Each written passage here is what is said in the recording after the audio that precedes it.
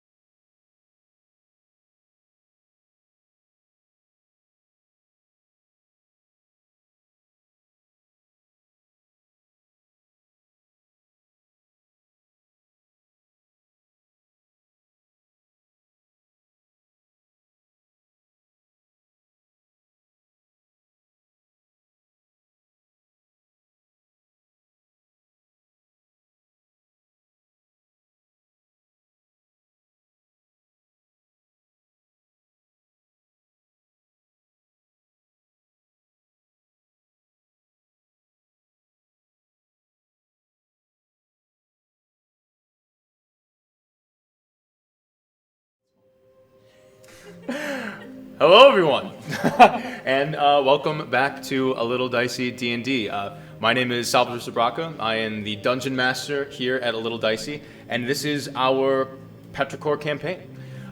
You might notice we don't really have an overlay this week. That's because we finally have Sir Jamie in the studio together with all of us. Everybody's vaccinated and everything, and we're all super, super happy to have as many people here as we possibly can. Alex will continue to be streaming in as often as he can. And I have to do a little bit of reconfiguring with the overlay in general, just to make room for Alex, and now that we have this sort of configuration here with our 3 cameras. Please be sure to let us know if the audio is super fucked up. Yes, Michaela? For insufficient disk space. That's okay. You can let that go. That's no problem at all. I just listened to it on here. It sounds Great. Awesome. Beautiful. Good to know. If anything goes awry in the middle of the show, we apologize. We will try our best to fix as much as possible. But we'll see what happens. So, that being said, today is episode 3 of our Petrichor campaign entitled Whispers. We don't have much to talk about before we jump into it, so just as a quick recap before I get into sort of my recap of last week's monologue, we're going to go around the table. We're going to continue to do this for the next couple of episodes just to make sure that any new viewers or anything like that, or just as a refresher on our characters, just to keep it nice and lively. And it helps. I feel like it helps us get into the game a little bit rather quickly. So, that being said, we're going to do a couple introductions. Like I said, my name is Salvatore Sabraca. I am the Dungeon Master here at A Little Dicey D&D. If you're not too familiar with Dungeons & Dragons, that basically just means that I am the game. I made this whole thing up by myself, except for the rules. The rules come from books and whatnot.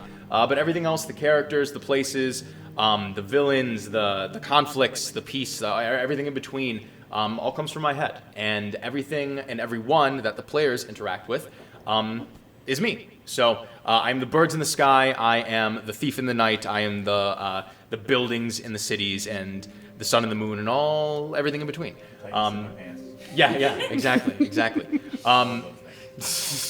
That being said, we're going to start off with Matt. This is also sort of like a mic check as well, kind of for everyone, so we heard it's all good. I just want to make sure Matt specifically is heard well. So, Matt, use your beautiful voice. Yes, please tell me if my speaking voice is unpleasant to listen to today. It's normally very beautiful, but at the moment I'm not sure if this is the case. I play Misha in this campaign.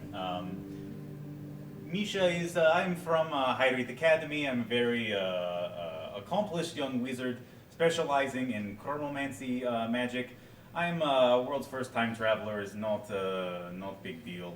It's a really big deal, but Anyway, mostly just trying to keep everybody around me safe for now.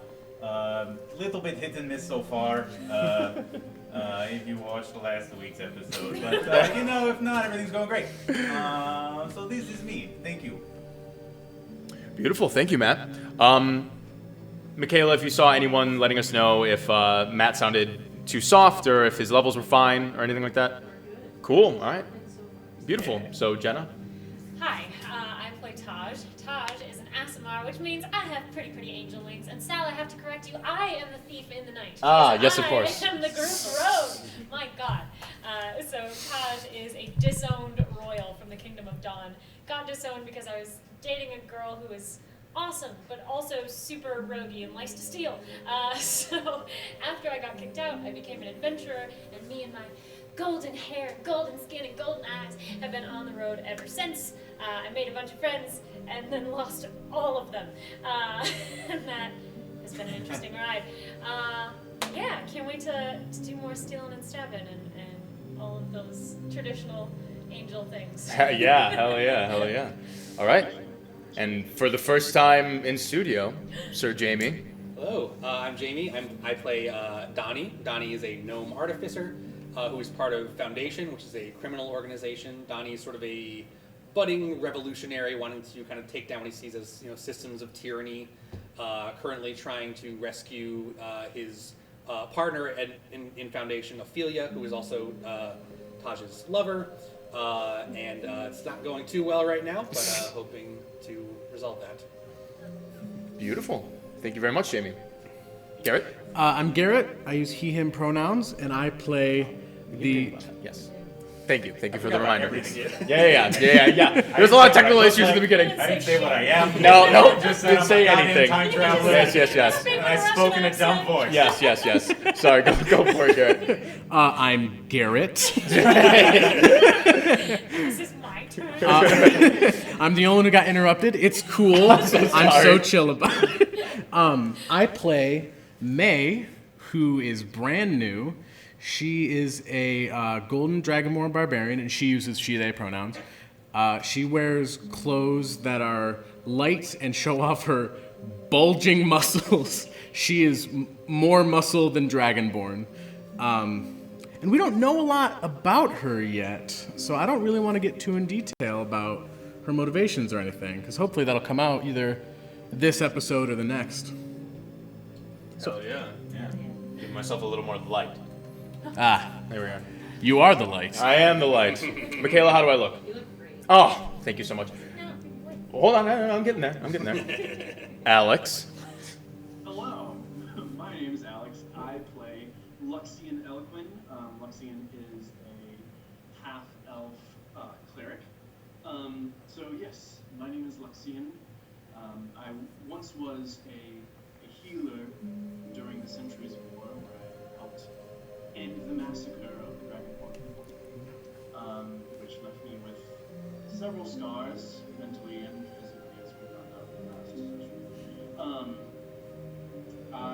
Upon returning from the war, I sought out to further my academics and apply to the Hybrid Academy. I was unfortunately denied entry, but nevertheless, I persisted and found my own mentor, and am now dabbling in some experimental and questionable new techniques in healing. Alex, don't forget to project a little bit. Yes. Oh, sorry. Yeah, No worries. I love it. You got deep into character there. That was very nice. I didn't want to interrupt.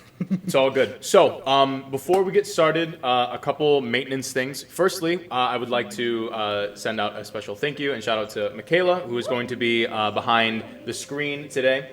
She will be running the chat as well. So, Michaela, don't be afraid. I'm sure you have already, but don't be afraid to get in there, say what up, and everything like that. Secondly, we're actually going to be cutting the stream a little bit short tonight for technical reasons, unfortunately, but hopefully by next week those things will be resolved and we will be back to our usual scheduled 6 p.m. to 10 p.m. Eastern Standard Time. We may or may not finish up around 8:30-ish Eastern Standard tonight, so thank you so much for joining in and tuning in tonight if you have or will or whatever. I don't know what I'm saying. Secondly, yes, let's all real quick go around, just make a remark on the player's pronouns and our character pronouns just real quick. We will get into a better habit of doing that. Thank you, Garrett, for reminding me. I use he, him pronouns. I have no character, but except for all of them, and you'll figure out their pronouns in time. So, Jenna? I'm Jenna. Use whatever pronouns for me, and Taj uses they, them. I am Mr. Matt Kassan, and Misha uses he, him pronouns. Beautiful. Me and Donnie both use he, him pronouns. Gorgeous. And then Garrett, we I already already know. said. Awesome. And then Alex, can't remember if you said or not, but do it anyways, even if you did. I didn't say. Both myself and Luxian use he, him pronouns. Beautiful. All right. Thank you, everyone. With all that being said, I believe we can jump into tonight's episode of A Little Dicey D&D. So, when last we met, finally the smoke had cleared in the dungeon beneath the Wormar estate to reveal the slain body of Roscoe Thorngage. The raven-haired sellsword Nemesio attempting to escape the estate, all the while you attempted to revive your fallen friend. Misha had caught wind of Nemesio's flight and cut him off in the courtyard of the estate with a well-placed wall of force. While a tense conversation between Misha and Nemesio was brewing, the rest of you began to conduct a ritual in attempt to revive Roscoe. Unfortunately, due to the nature of his death, you were unable to return Roscoe's soul to his body. As the time ticked by one, each of you emerged from the estate ready to come crashing down onto Nemesio once the wall of force had dispelled. A second skirmish broke out, but the mysterious abilities of the sellsword continued to disrupt your movement. Within the skirmish, a new ally appeared who seemed to know Roscoe and had been tracking you all. A gold-scaled dragonborn woman wielding 2 large weapons in each hand rushed into battle alongside you. Unfortunately, in the end, Nemesio was able to escape with the unconscious Ophelia, making his way towards the Whisper Wood, the great expanse of forest that makes up nearly all of the Tenland of Scyther. Where you had laid Roscoe down to prepare for the battle, flowers began to bloom and grow through the cracks in the cobblestone of the courtyard and wreathed his body in a gentle caress, while behind him, the Wormar estate and eventually the rest of the vineyard began to burst into an inferno at the hands of Donnie's Molotov cocktails and the Dragonborn's breath of fire. The bells of Widowsport began to ring as the inferno grew larger and larger, and you fled into the Whisperwood in hopes to escape unseen and unfollowed. Hours passed into the night, and a new day began whilst you fled further into the forest, until you eventually began to hear the sound of a familiar song being plucked from the strings of a lute. You followed this song until it led you to a small clearing in the middle of the forest where a humble-looking elf sat on a large stone playing his lute. The elf introduced himself as Woad, Lord of the Whisperwood, Tira of Scyther. Woad had encouraged you to head towards his city of Whisperhold, deeper south into Scyther, where you could prepare yourselves to venture to the eternal halls, to hopefully find what it is that you seek. He assured you that the glade you are in now will not be found by assailants or any creatures of the night, and that you could rest here without worry. Woad began to conduct a funeral-like ritual that allowed the severed spirit of Roscoe Thorngage to leave you with a parting song as his body was lowered into the ground of the glade. Just as the flowers bloomed through the cobblestone at the Wormar estate, dozens and dozens of flowers surged into life all around the glade as Roscoe was put to rest. A final warning from Woad indicated that the growing conflicts in the east will begin to spill over very soon. He urged you to prepare yourselves for what is to come. And then, as quickly as he had appeared, he had vanished. It is nearly 3 a.m. on the 18th day of Vigrid. You all sit within the blooming glade. What would you like to do? I think we'll probably due for a long rest. If we haven't already taken one. Oh, yeah. You have not taken one yet. Let's do that. All right. Is there anything you would all like to do to prepare for this rest, or are we all just sort of going about this ourselves and resting, and I will take us into the full morning of the 18th of Vigrid? Before we rest, I would ask Misha, sorry, weird question, but does your owl, does he deliver mail? Not generally, no. He could deliver mail. I think we have some messages to send to some people.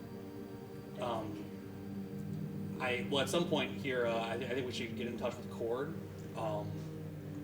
with whatever. I mean, I don't know what he can offer us as far as someone that might help us fight Nemesio. At the very least, I think we should try to get a wand of sending, which should hopefully allow us to talk to Ophelia, and maybe get a sense of where they're headed. Assuming that sending only works when you're conscious, right? Sending will wake someone up if they're sleeping. If he has a wand of dream, that might be even better, because that will let us talk to her while she's sleeping. God, that smells so cool. Would she interpret it as a dream? On them, you guys need to be a little bit louder. I think that, I guess it'd be kind of up to her. She would have a dream where we could talk to her, and we could say, hey, this is not a dream, and that sort of thing. That would be even more expensive, though, than the wand sending. But if you're looking for ways to contact people, that's, I think, something we should acquire as soon as we can. Yes. Agreed. Do we call him now or in the morning, do you think? Unless he can get, I don't know how fast he can get here. I'm going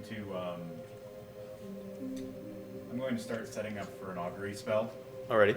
I would like to give intention to contact Cord and find out if that's still a generally positive thing or not a positive thing. 1 second. The blue cord. We're going to turn up the volume on. I'm looking at the stream right now. I look like an idiot doing this. I was like, you can't be discreet. I There's a know. I camera really right can't on be you. discreet. So where the blue cord is, it should be the second. Yep, right there.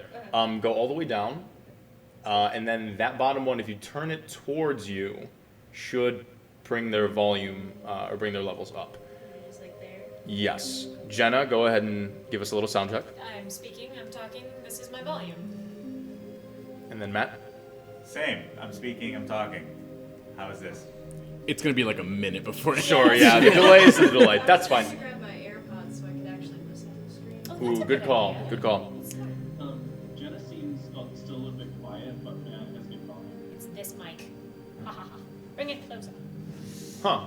That's very interesting. Yeah, because it didn't sound that much different. I could hear you, but it wasn't as loud as like me or Sal coming through. It's very interesting. Yeah, just if you could put that in between the two of you, I don't know how long. Yeah. Yeah. This is Very nice. as long as it is. Dope. Okay. Oh. Don't worry, Aaron. Thank you for the feedback. I appreciate that. So, what are we trying to do? I want to find out if contacting Cord is still a good idea. Contacting Cord is still a good Via idea. the Gotcha. augury. All right. As you set up your various trinkets around you, and you begin to utter your incantation under your breath, and the trinkets begin to vibrate and raise up just above the ground as they begin to form into a new small clockwork creature, as a little mouse sits in front of you as all of these different trinkets right themselves, and you feel the images around you start to appear as one solidifies. Seems to come up wheel.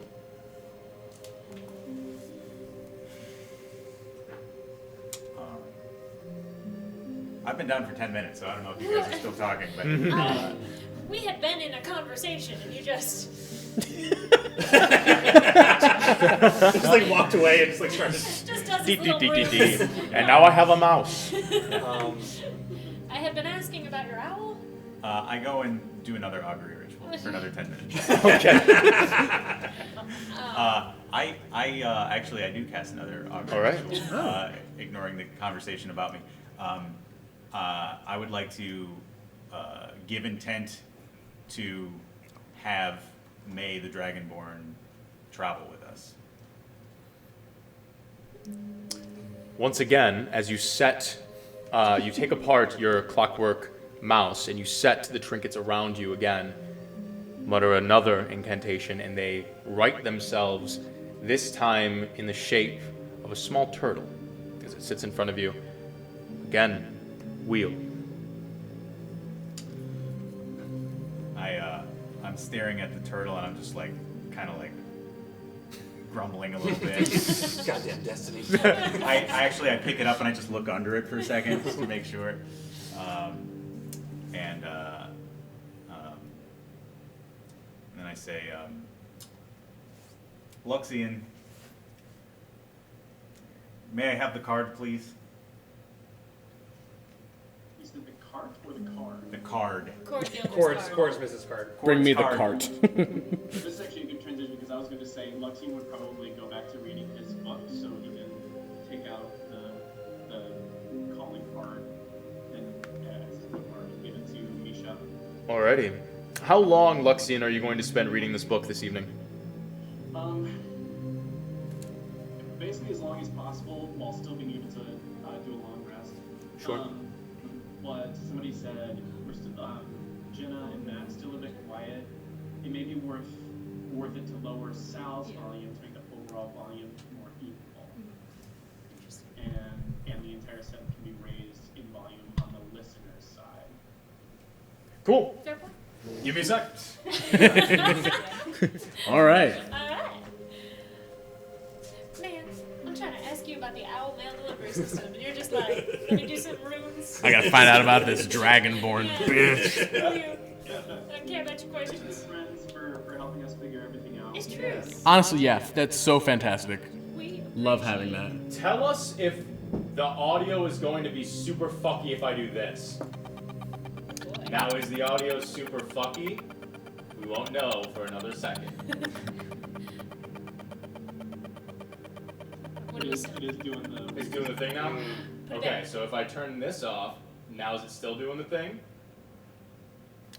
I'm just getting to the fucking part. I'm gonna let Alex. Alex, what's it like?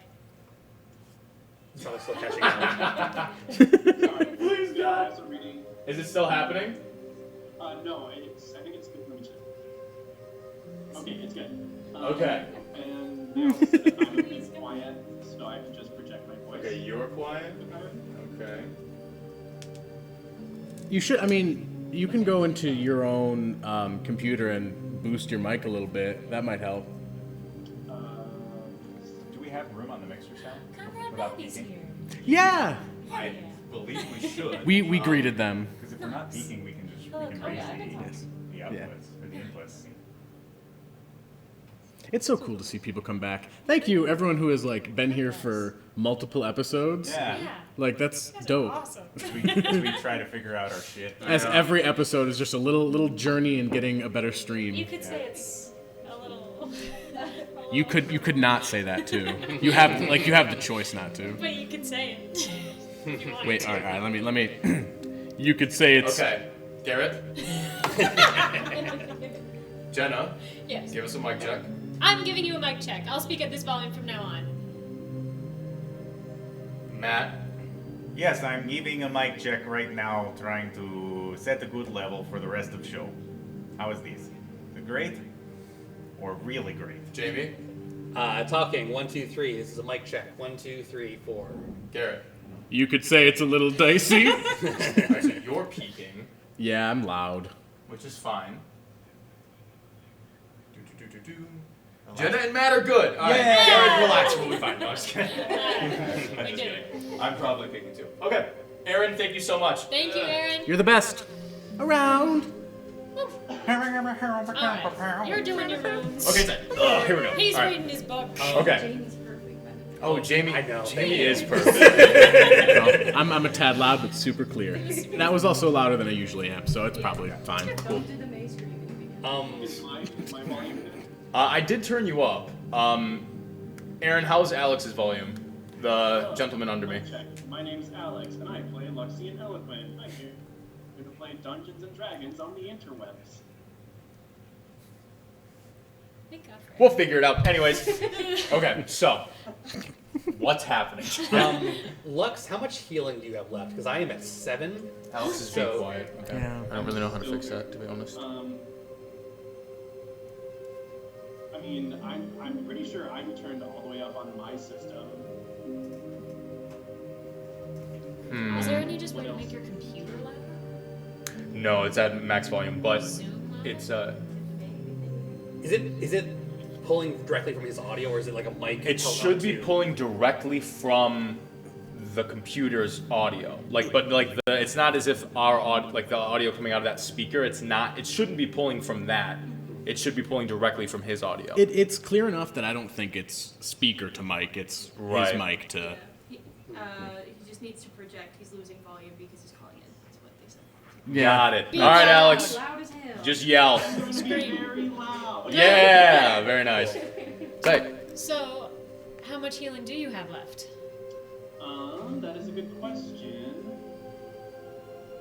I have 2 flasks of cure wounds, and then I have my channeled divinity. Actually, I'm pretty sure I used one. I mean, if we're taking a long rest, it doesn't matter. Oh, do you just go to full after? Yeah. Oh, Yeah. okay, never mind. I thought it was like okay, never mind. No. But yeah, if somebody needs healing, I can give them at least some. Apparently, you go to full after a long rest, so I'm good. Okay, are you sure? Did you give me the card, Alex? Yeah, I did. Awesome. Okay, I have the card. I wrote that in my notes. I have the card. Amazing. I don't use it yet because I respect people's nighttime hours. What? It is 3 a.m. If you call him now, he could get on his way here and be here in the morning. Yeah, but he could also be very cranky. Oh, what is it? Call him. I'll have to check the. He's practically a nuclear weapons manufacturer. You think we're gonna respect the bounds of politeness? I start another augury ritual. Yeah. And I display intent to contact Cord Gilder right now. At night. Right now. Yeah. I was gonna say, like, Taj dropping, like, he's a nuclear weapons manufacturer, like, that's a thing in this world. Yeah. Magical nuclear weapon. Another 10 minutes pass. Uh-huh. Your new trinket is a possum, Yeah. and you get a neutral response. Call him. You see this possum? I don't understand what the possum It means. is possum of neutrality. The possum of neutrality. It's much worse than turtle of greatness. Turtle of great possum. Have you learned nothing in school? They don't teach me tarot cards. What do they teach you? Not your weird magic that doesn't make any sense. Maybe if we follow weird magic before, none of these happen. Call him. I mean, okay. To be fair, we need to rest too. I think it's fair to. We can wait till the morning. I think that'll make for a more friendly negotiation because we are going to need quite a few things from him. You're right. Maybe more Molotov cocktails. Maybe some. I can't say nuclear weapons, but maybe some big weapons. Some arcane nukes. Just put arcane in front of it, it works. Just slap that on. Makes it D&D. During my long rest, I'm actually going to rebuild Daphne. This is a thing I can do apparently Sure. during a long rest. So when the Daphne that I had before is just falls down and I build a new one. But I think that whether this is true or not, I think Donnie basically believes that like Daphne's like in the cloud or like in the magical cloud. yes. So it's like Yeah. the same Daphne's mind. Just Wow, in a it's new like body. Digimon. Yeah. Sure. It's like And based on where we are, I think the new Daphne's probably made of wood, like probably just made from like I found like a fallen tree somewhere, like made of. Didn't we talk about not doing that? Did we say that? last I episode? couldn't remember. I think he Did was they like, say- don't go down I the wasn't tree. sure if that was in the halls or like the forest in general. Don't take anything. Okay, because I don't really know how this works. Otherwise, like, do I just have a? Where am I getting the Do you materials have to build this metal horse from? trinkets? Sorry. Do you have like metal trinkets in your bag? To build a I mean, horse? if we can say that I mean, I don't know how this mechanically mechanically I just build it, but like realistically, I don't know where the materials are coming from. If Donnie went to chop down a tree, I think a couple of us would be like, hey, Donnie- Fair enough. Donnie, you do have a bag of holding, correct? I do. So maybe Then I the have materials would come out of the Okay. ether of the bag of holding, yes. Gotcha, okay. You spend time during your long rest, probably keeping a few of your companions up as you hammer away and concoct this new steed, whereas your previous Daphne had sort of deactivated. Sort of in the back of your mind, you imagined that there was some sort of confused stable boy trying to figure out what was going on, and suddenly this mechanical horse starts to tip over near him, and it just sort of. Well, the original Daphne like escaped from the city, so she was just like out in the field somewhere, probably. Then it was a shepherd boy that this happened to. Some small boy. What's that, Alex? Wasn't she also invisible? For She like was, an but hour. I'm sure that's not anymore. And you have raised a new mechanical steed.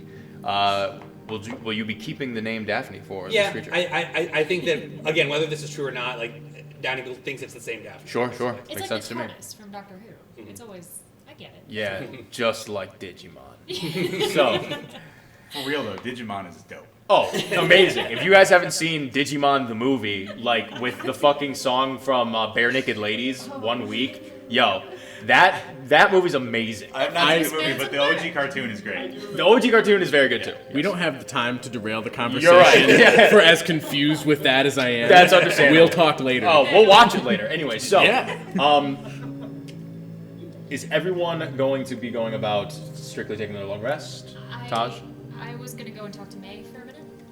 As you'd like. May has just been, she set out her bedroll and she's just like digging into some of her rations, some jerky and dried nuts. Hey, how's it going? Good, more or less, Right. less, Less. probably. I figured. Do you happen to know? You know Roscoe. Yeah, we grew up together. Do you know his address? His family's address? I don't know how much address It's exists. not really an, Yeah. How do you send mail? so you write a name on it and you send it to the I would place assume and name then people in just town. Yeah, name in town Yeah. and then it gets there or not. Great. I would have told you that if you so- asked me about mail. I'll just say, yeah. Go back to sleep. Do you think we should tell the Thorngage family? Yeah, actually, that was something that I wanted to talk to you about.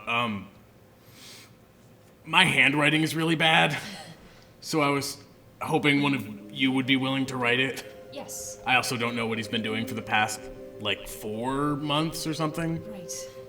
Of course, I just. If you wanted to say anything. Just tell Merla that I'm with you guys now and that I miss her and wish her the best. And if she needs anything, I'm happy to help Of course. when I can. I should say May. O'Malley. O'Malley. May O'Malley. It's an interesting surname. Well, I don't know if you've ever been to Hillmount. Very large halfling community. I was adopted. By a halfling? Yes. Oh. That's. So it's not exactly a traditional Dragonborn name, No. but it's my name, and I would appreciate some respect on I it. like it. That's good. We'll have to look up the O'Malley family when we get back to Hillmount. Yeah, I mean, I write to them from time to time. They know I'm doing all right. And they know about this, and she gestures to her prosthetic, which is, it's kind of a glorified peg leg. Now that you're taking the chance to look at it, it's obviously kind of crudely made.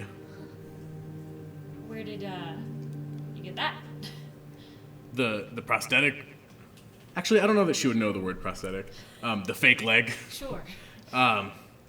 There was this village that I helped save from some big creature that bit it off, and the villagers were kind enough to help make it.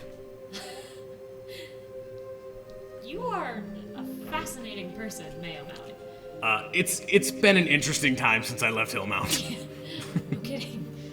I'll not include that in the letter. Appreciate it. It'd be weird if you It'd did. be weird if I didn't. Right. Okay. Thanks. We're gonna go kill that guy, right? For sure. Okay, I just wanted to make sure, because that's why I figured I'd hang out with you guys for a while. Nearest opportunity. Yeah. Even quicker than that, ideally. Ophelia is a tough girl. She'll hang in there. I don't know who that is. You didn't see the girl that?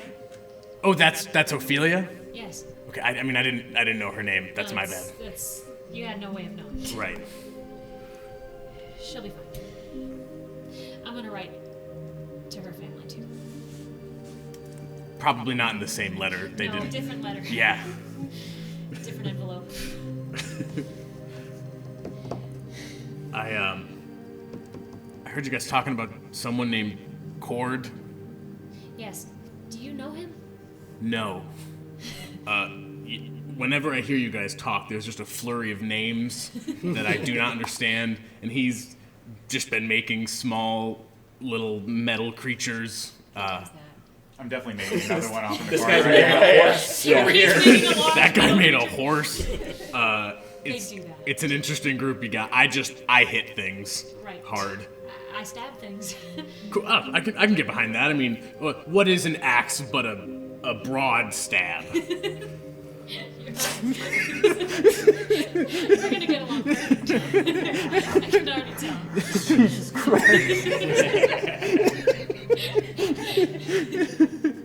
Wow. I don't know that I actually caught all of your names. Tosh. Taj May, pleasure to meet you. And I assume you're in the middle of For 3 more minutes, I'm in the middle Cool. of ritual, yeah. the guy who called me an idiot. This is Misha. He's the world's first time traveler. How can you guarantee that? We just trust him. I mean, anyone could time travel around and end up before he did, right? You should tell him that in about 3 minutes. Well, I'm gonna arm wrestle him, and then I'll tell him I that. see. And the Name's Donathan Gobbletop. You can call me Donnie. all right, Donnie. You don't mind me asking, how did you find us? Oh, it was a weird journey, I'll admit. I traveled with Roscoe for a while before he got to Red Keep. We sort of split ways. I assumed he was done adventuring at that point because he'd find his mom or whatever. When I saw the wanted signs, I knew check Red Keep. They pointed me to another place. I actually lost you guys for a while until I started hearing about the people Hyreth wanted kind of in the west. It was luck that I happened, well, bad luck, that I happened upon you when I did. We're so sorry. It's not your fault. You guys did your best to help him, and now we're gonna kill the hell out of that guy. Yes. Oh, yes. Please let me strangle him. I know we got a lot of stabbing, and I assume magic. I'd like to strangle him a little. I think we can make that happen. Cool. Deal. Right about now, I'll say I'm coming out of whatever I was just doing. And Your tinkering creature this time has amalgamated itself into a starfish. you Starfish see me, at you should go once. like this. And then, so Roscoe's body is in the ground now. It is, yes. I assume that we would have, some of his possessions would be sort of off to the side. Certainly some of his belongings he would have been buried in, but others would not have made any sense. So I guess I walk over to the pile. I pick up the Amulet of Non-Detection, and I hold it up and I say, somebody needs to wear this. Do I know what that does? Yes, Donnie would yeah, for all intents and purposes, Donnie would understand that whoever wears that, I do Amulet of Proof Against Detection slightly differently, just so that everyone doesn't have to wear one and then everybody wastes a fucking, attunement slot. But basically anyone within, the near vicinity of the person who's wearing the amulet cannot be scryed upon or magically looked into. Can I ask why? This will prevent wizards like me from finding us, and there are several that do not mean us goodwill. Oh, because you're all wanted. That's right. It is true. I can wear it. I'm actually not wanted, but yeah. I'm not. I don't know if I am at this point, but I guess you're just wanted at this point. And you. If nothing else, we should we don't want Nemesio to know that we're coming, if at all possible. So, it's probably a good idea. I'll go ahead and put it on. Taj, I would like you to make a wisdom saving throw. Excuse me? For what? 15. 15. You feel a force attempt to invade your space for a moment, and your own will seems to just about succumb to it until you feel some sort of gust of wind that washes over your face, and you all see the leaves and the trees bend for a moment and right themselves, and you are unaffected by some whatever sort of anomaly that was attempting to do some sort of effect upon you. Put that on. Please. It's literally already on. Okay. Get to know it. You spend about 30 minutes attuning to the amulet. Yeah. All right, good to know.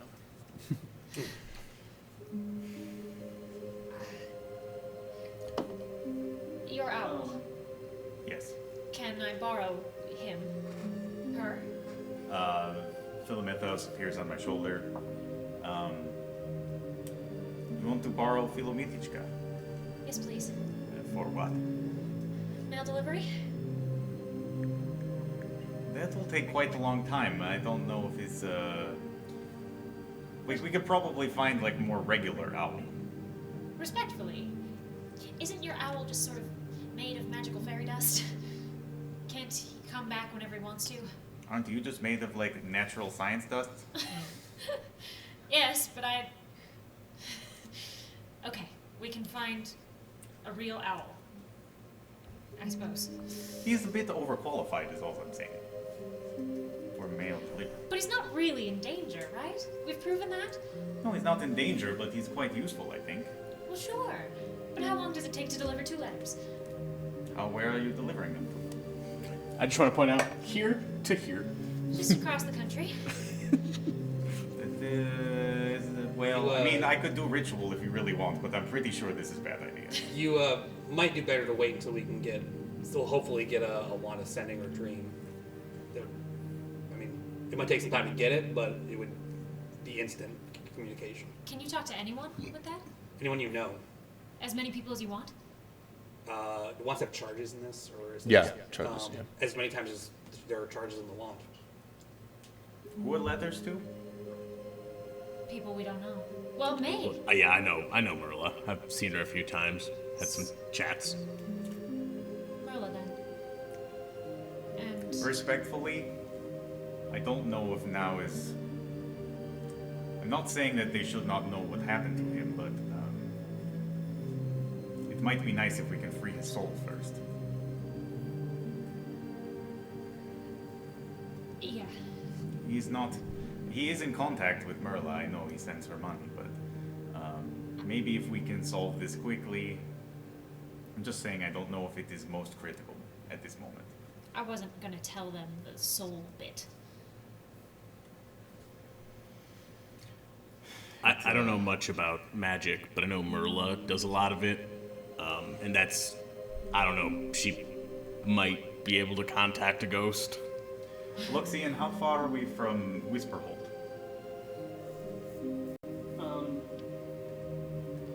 So Lux is kind of engrossed in his book. He's like actively just trying to shut I it. forgot. Are you in the card reading?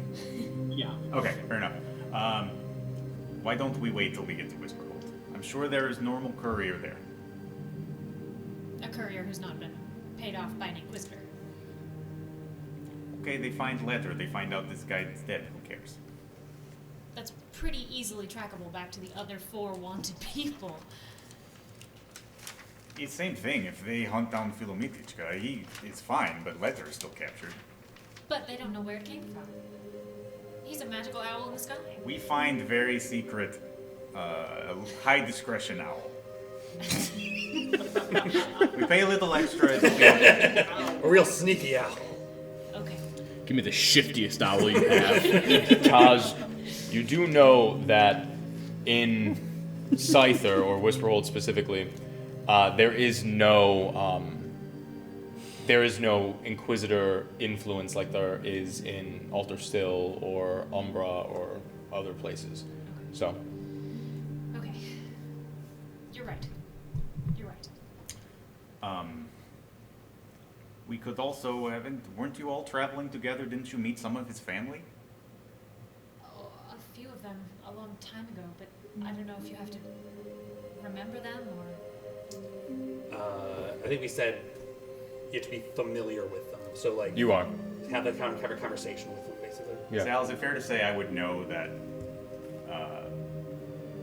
would I know that Alex as a cleric should be able to cast the sending spell if he wants? Yeah, I mean, that you... Yeah, more or less, yeah. Luxian should be able to contact whoever he met. Really? Right now? He's not here, but yeah. Well, when he, like we prepare our spells for the day every day. Tomorrow, if he wants to, he should be able to. If he met any of them, he should be able to if he wants to. That's wonderful. Yes, it is good news. It is. You just have to ask the right question. I can give you good answers.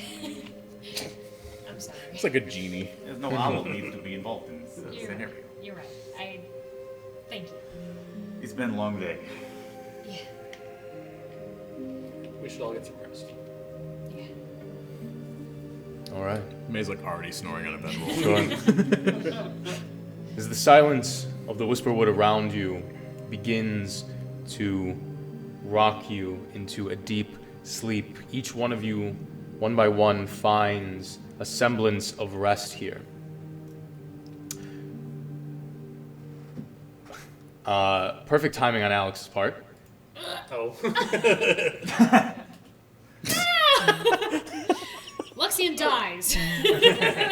No, my cat was scratching stuff that he wasn't supposed to. Delightful. God damn it. Anyways, Show the cat. Get those views. He already did a couple Get him out of times. here. so each of you begins to fall asleep. You can all mark a long rest on your sheets. Luxian, as you begin to drift off into slumber, Good news then. You have a very nice dream about It's a gonna be a kid. pleasant dream. A cat is scratching all of your belongings. you feel an eerie chill begin to envelop you.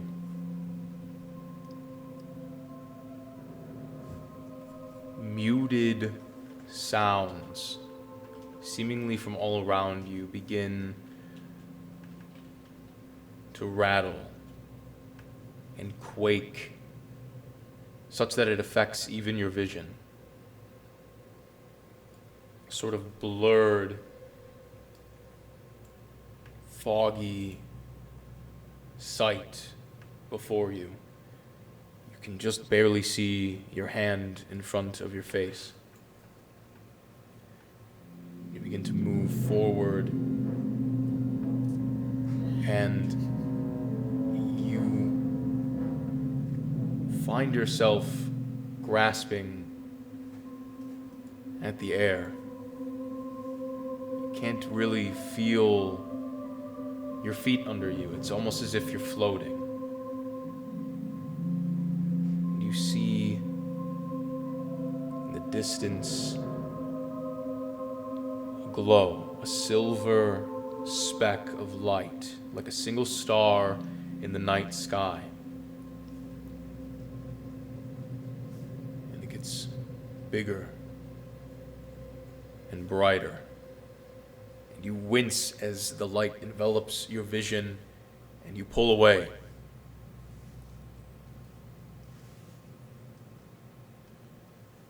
And you hear, as you blink your eyes, in a vast sea of black and gray,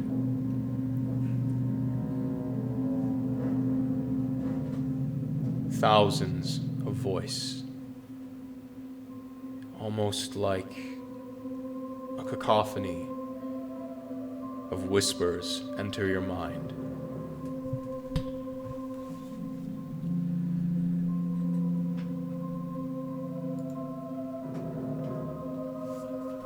had almost lost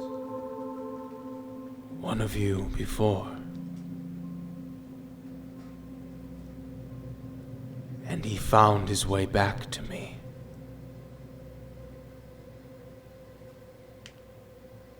Will you be my left hand as he is my right? And these 1,000 voices as one fill your mind. And in front of you, that silver speck that blinded you once, you can see now, is a roiling essence of dark purple. And it morphs, transmutates in front of you, almost as if it's reaching out towards you. And you hear those voices emanate directly from it. I can give you power. You mourn this night, do you not? I can make his spirit whole again.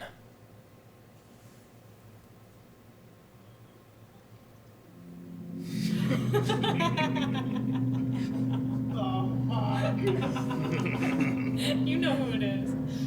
Let me in.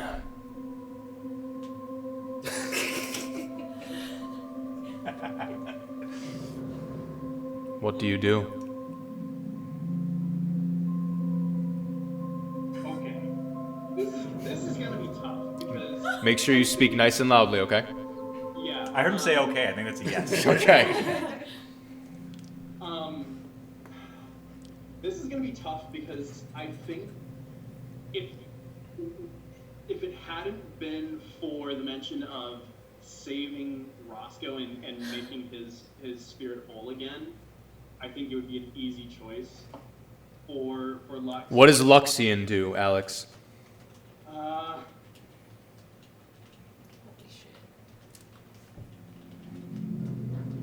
think Luxian. I think even in his dream state, he remembers the notch on his chest that he just carved for Roscoe, and then remembers another notch, the notch of his wife, and what she stood for. And I think Lux is going to not say anything, but like trembling because he's very conflicted, he's going to attempt to walk away.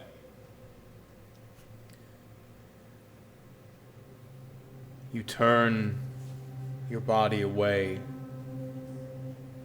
and you begin to move, and you feel against your hip the lashing of some sort of limb or tendril, and it wraps around you. Do you continue to push forward? Yeah. A second one lashes out and wraps around your ankle. Do you move forward? Yes, but like as I'm moving, as Lux is moving, he's just saying, "You will not have me. You will not take another, and I will not give him to you." And the voices return. And they say, "Don't you miss her?"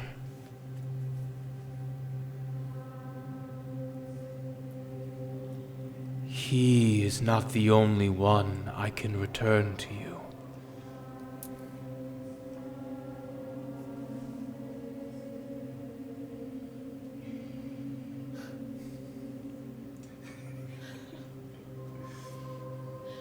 Lux is gonna keep trying to move forward. I He's like back, just crying. would like you to make a wisdom saving throw. With advantage. A free will saving throw.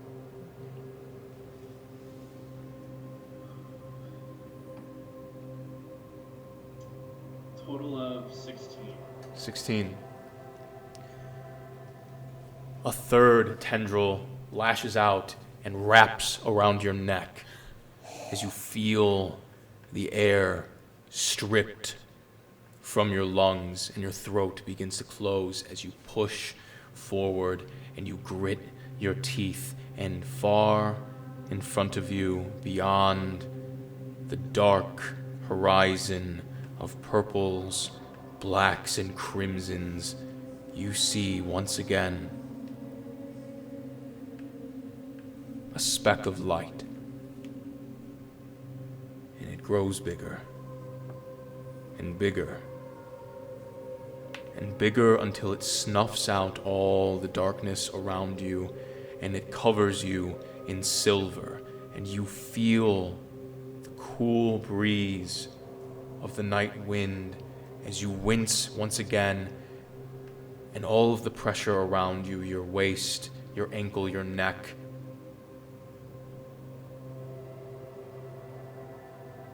is relieved. And you inhale and your eyes open again, blinking, and you see the starlight speckled up in the sky, and you breathe as you can see through the canopy of the whispering wood around you. You look instinctively, the book to your right, you grab on, it is there, it is real, and you turn and see your companion sleeping all about you. It's just a nightmare, you think, as you wipe the sweat, the cold sweat off your brow.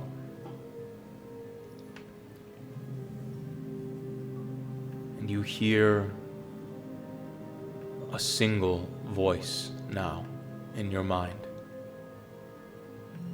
Just a whisper, but one voice, not many. You hear it in your native tongue.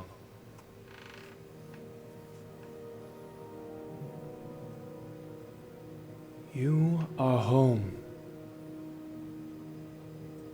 Luxian of the Eloquin. You may be plagued by many voices, but if you can pick mine out in a sea of thousands, I will bring you comfort. You are my child, and I will never leave you. I am the moon, and my light will drape over you until the end of days.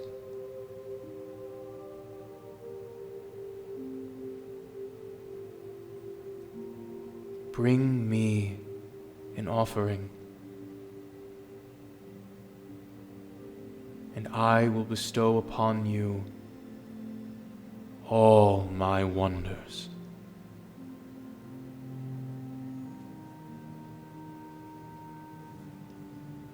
I think Luxian, still panicked, is gonna make his, like, I don't know if anybody else would be sleeping in the cart, but he's gonna make his way outside just to be in the fresh air, and like without going into the woods for like the warning of Tirwot, he's gonna kind of like stumble, almost like in a fever pitched state, and I would assume at this point he's pale and he is drenched in a cold sweat, shaking, and he's just gonna fall to his knees and recite like a traditional prayer to Moon. and just like take a moment to try to calm himself and take a deep breath and kind of acknowledge Aimun's wonders around him.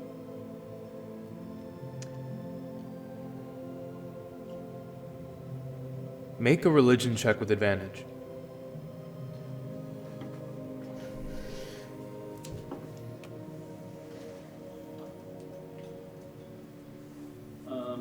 23. 23. As you take a deep breath and you exhale, you feel your breath intertwine with the night air around you, and a great gust of wind picks up through your breath, and the leaves quake and shiver as the trees bend and dance around you. Your companions, you can see there are little specks of silver essence that dance around their resting heads. And you look up beyond the canopy of this flowered grove where your friend had been laid to rest, and you see more stars in the night sky than you've ever seen in all the years of your long life. And in the center of that bright sky, you see the moon. You see Aimun latched in the center of the heavens, looking down at you. And you hear the voice once more.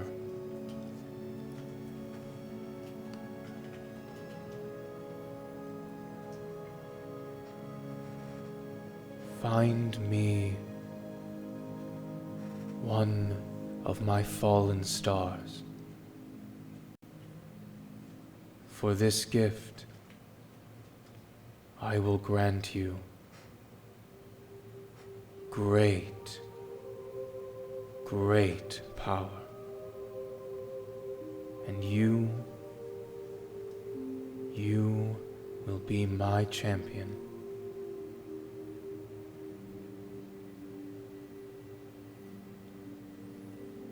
Be weary.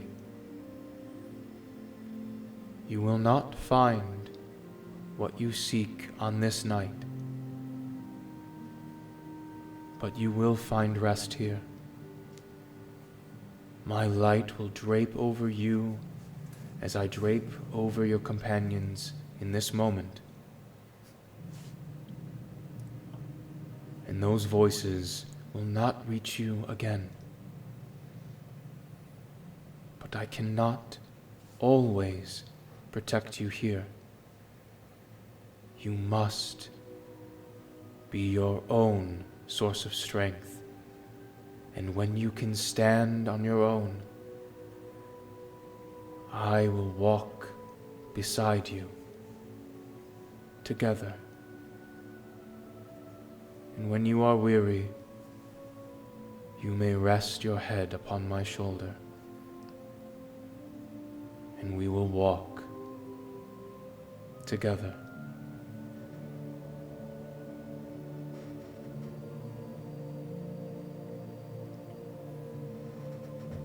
Rise, Luxian of the Eloquent. You will be the champion of Aimun. So I will it. And a bright silver light envelops you. And where you stand, a small pond begins to rise up out of the earth, and it shifts the flowers around you,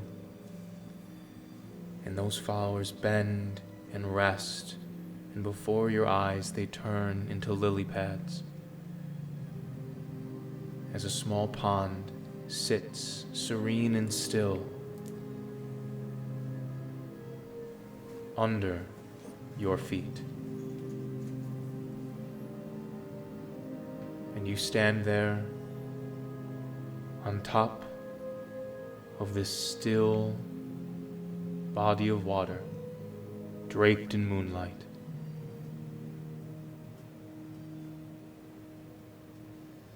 You feel a caressing, not chill, but not warmth either. Temperate comfort about you. And you feel slumber once again drape itself over you. And instinctively you lay down upon the top of this pond. And you fall asleep once again.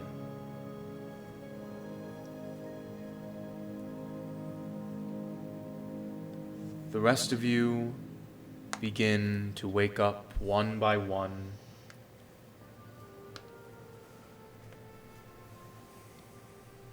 As the dawn of a new morning, still the 18th of Vigrid, probably something around 9 or 10 in the morning. We've all slept in.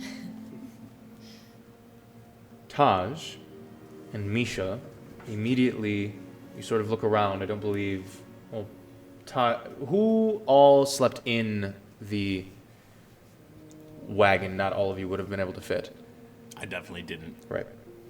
If I fit, then I'll would have. I guess I don't know. Well, it's rather. I'll say this. It's rather obvious as you all begin to wake up, and you set yourselves about. You see a still sleeping Luxian Eloquin on top of a small pond that has not been there before. Just off to the side in this glade, lily pads draped on the surface of the water, just as Luxian is. Is this something he does? No. Luxian, wake up, please. I go in and shake Luxian awake. You begin to shake, and Luxian, you are shaken awake by your companion Taj. Hey. And you splash into Oh. the little pond under your body. Sorry. It's not too deep by any means, like a foot. May is gonna come over and help you up. I would definitely walk over and like take a good look at the lake, and try to like just figure out like what the fuck, and then I probably like dip my finger in and like give it a little taste. Sure. Yeah, is there something in this little pond? Both Like of you make some- perception checks, and then Matt, you can make a insight check for taste. And Okay. then you can make a con save. Yeah. Okay. I don't think that Luxian would step out of it just yet. Okay. Like, recalling what happened last night, I think he would be kind of like shocked, obviously, like being dumped into a small puddle. Yep. But I think he would stand up, and like May helps him up, but he just kind of like politely shakes it off. I think he would kneel down and begin essentially like bathing himself, but like picking up the water and dumping it over his head. And I guess for him it's a relaxing sensation. I think he quite literally has like a new perspective of the world, and I think he would feel much calmer, but as kind of like a ritualistic thing.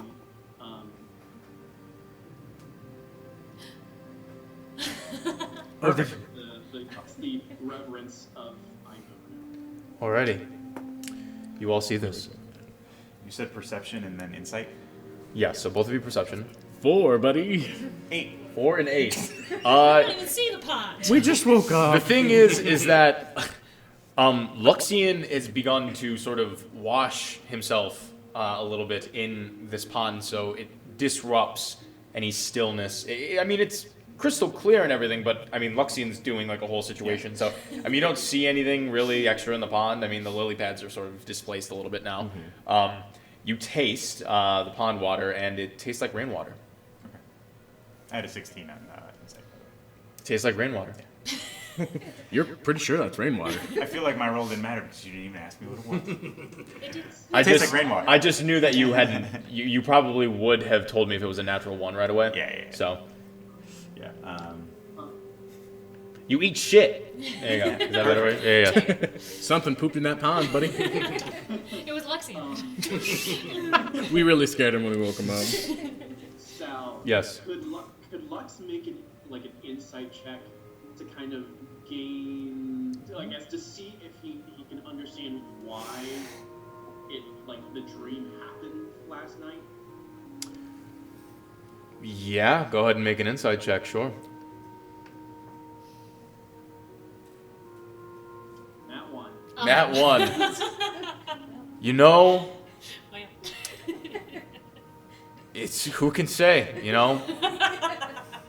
The moon ain't works so in bad, mysterious ways. You heard a shitload of voices before then.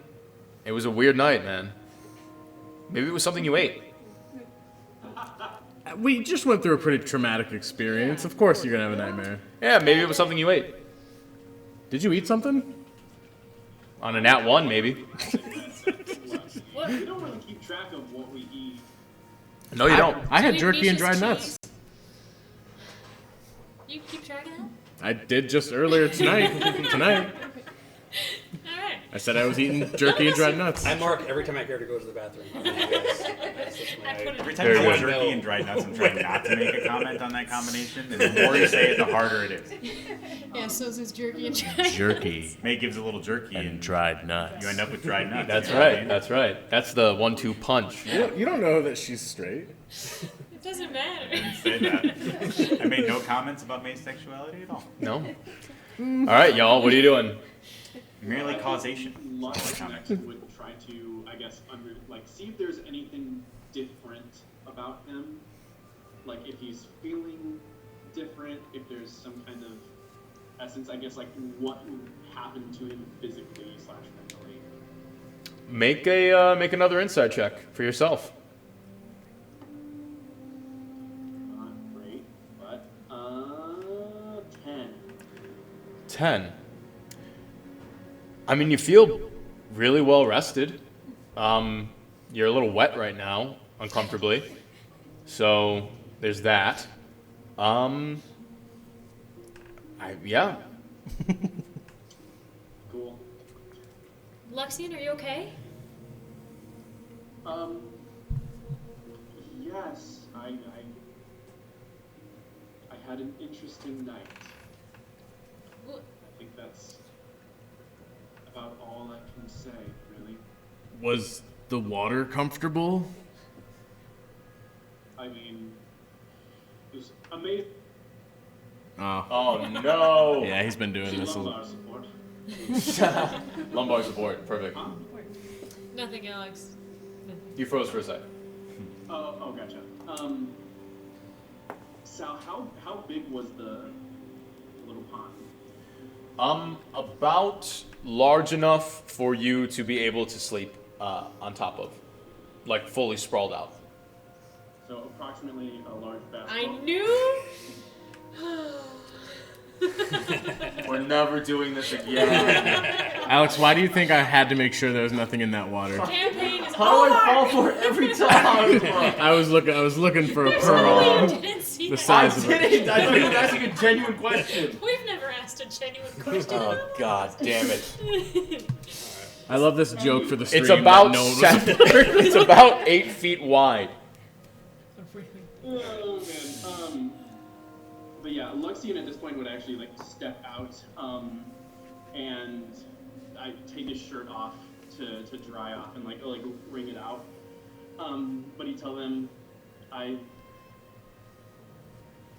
can't really put into words what exactly happened, and I'm honestly not sure what was real and what was a dream, but I feel at peace for the first time in a long time. Taj just gives a meaningful look at his scars and doesn't say anything. You guys are wild. Fucking wild. So, yeah, like after wringing out his shirt, Lux would like find a place maybe on the cart or something to put it up and hopefully dry it out in the sunlight. I don't think he has another shirt. Oh, you do, because I have 1,000 shirts. You can borrow one from me. Okay, yeah. The rogue of if 1,000 shirts. Lux can snag a spare shirt from Taj, that'd be great. You can. Taj will disguise your torso in linen. Wait, what? It's my disguise kit. It comes with a billion outfits. Yeah. I'm like a Barbie. I think that Lux would. I noticed Taj's concerned look. It got there like 5 minutes ago. And just make a small comment of it was a long war before putting a shirt back on. Well, home is only a small bit away. I think the sooner we get into this hole, the sooner we can fully rest and hopefully my family will be welcoming and excited to see us. So I say we should head out. We should call. We should talk to Cord as soon as we can. Yes. Let's call. Right now. Why not? On what? Why not? I whip out my iPhone. I'm an artificer. I can make stuff. Sorry, my arcane iPhone. Perfect. My iPhone is an eye. Yeah. Like Good. an Yes. eye Very good. to do across space. All right. Are we trying to contact? Yes. You don't Lord have Gilder. card. You have the card. Taj gives you a meaningful look and a look at the card. Do you know how he does business typically? I mean, is he going to ride here with his whole caravan of merchants, or maybe he sends people? You seem to know him. You talking to Lux? Yeah. Sorry, you can't tell. Yeah, you can't see us. Honestly, I'm unsure. Like I said before, I've only ever seen the business end of his wares, so I'm unsure what trading with him might entail. But if you don't mind, I'll leave you all to speak with him. I'd rather not engage that man any further. Okay. I think if we tell him we want to be discreet, he probably has some means of doing that. I will take the card and try to activate it. All right. You take the card marked with Cord Gilder's name on it, and you focus for a moment, and you feel the beginnings of the enchantment on the card begin to erupt. The name scrawled across it begins to glow for a moment as each letter is illuminated, and you feel a connection link your mind through this card, and it stretches out over the ether of Petrichor. And you wait a moment, and you swear you hear in the back of your mind the plucking of some sort of uppity song in the back of your mind for about 30 seconds or so, until finally, this is Cord speaking. There's a phone call. Hello, I met you several days ago. Thought I would give you a call and see if maybe there are business transactions we can make. Ah, yes. Misha. I have distinctive accent? Yes. Yes, I thought so. What is it that you seek? Well, I am first timer here. Do you have like menu or something, or how does this work? So to speak, close your eyes and focus on the card. As you do, you begin to see all sorts of magical items sort of appear in your mind's eye. Hell yeah. There are many, many things. Yes, I will take one of each. All right. We'll take the Sure. lot. And then you hear Cord's voice. What is your budget, if you don't mind me asking? Well, okay, I say I'm first timer, but I cannot tell you whole budget. Then you say that's what it cost. Is this conversation happening mentally, or can we hear? You can't hear anything. Okay. Maybe we say. Maybe we say I have like a 4 to 5 figure budget. 4 to 5 figure budget. Okay. Is that in copper? Silver? He Got so many copper pieces. so many. You fit so much fucking spaghetti in this thing. Got so many pennies. He says, "Well, I think you might be interested in one of these," and the image of a set of armor appears in your mind, and he says, "This is newly crafted adamantine armor.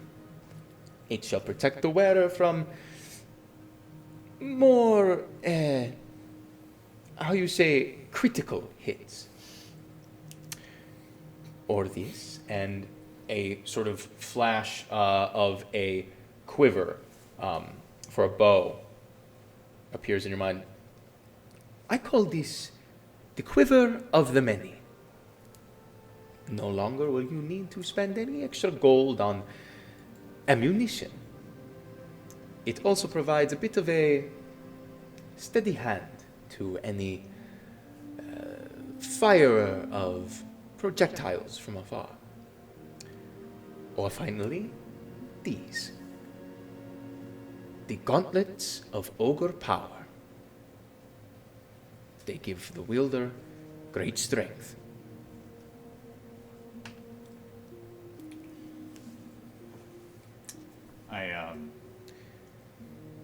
For someone who has the type of gold that you seem to carry, my other bits of the inventory are probably not as interesting to you unless you have things to trade. Then we could look at more, how you say, interesting. So we are in like tier 2 territory. You could say that, yes. Well, the adamantium armor looks very heavy for me. Quiver, I don't know about these. Maybe. Can you hold, please? Is this? I don't know how this works. Take your time. Okay. I say, hello. Can you hear me? Yes. What? Well, I'm trying to see if he can. I turned to them. I'm trying to say. I'm trying to see if he can hear me. I don't want him listening in. You put him on mute. He, you hear his voice in your mind. Yes, that was quick. Well, I hold, please. And then If we can you put a message, maybe, I kind of. or would that still be if it's mental communication? You don't know? So it's still. I don't know. Yeah, try it. Yeah. Anyway, I Write it down. kind of rally people together. I say, first of all, very pleasant individual. I think we should have called him sooner. Anyway, he has like a fancy quiver. He has, we don't need this. He has like very heavy armor, big, like strong. Looks at you. He's like, "You are already very strong." I don't know. We have things, but maybe. Sounds like the good stuff is very expensive. Do we have?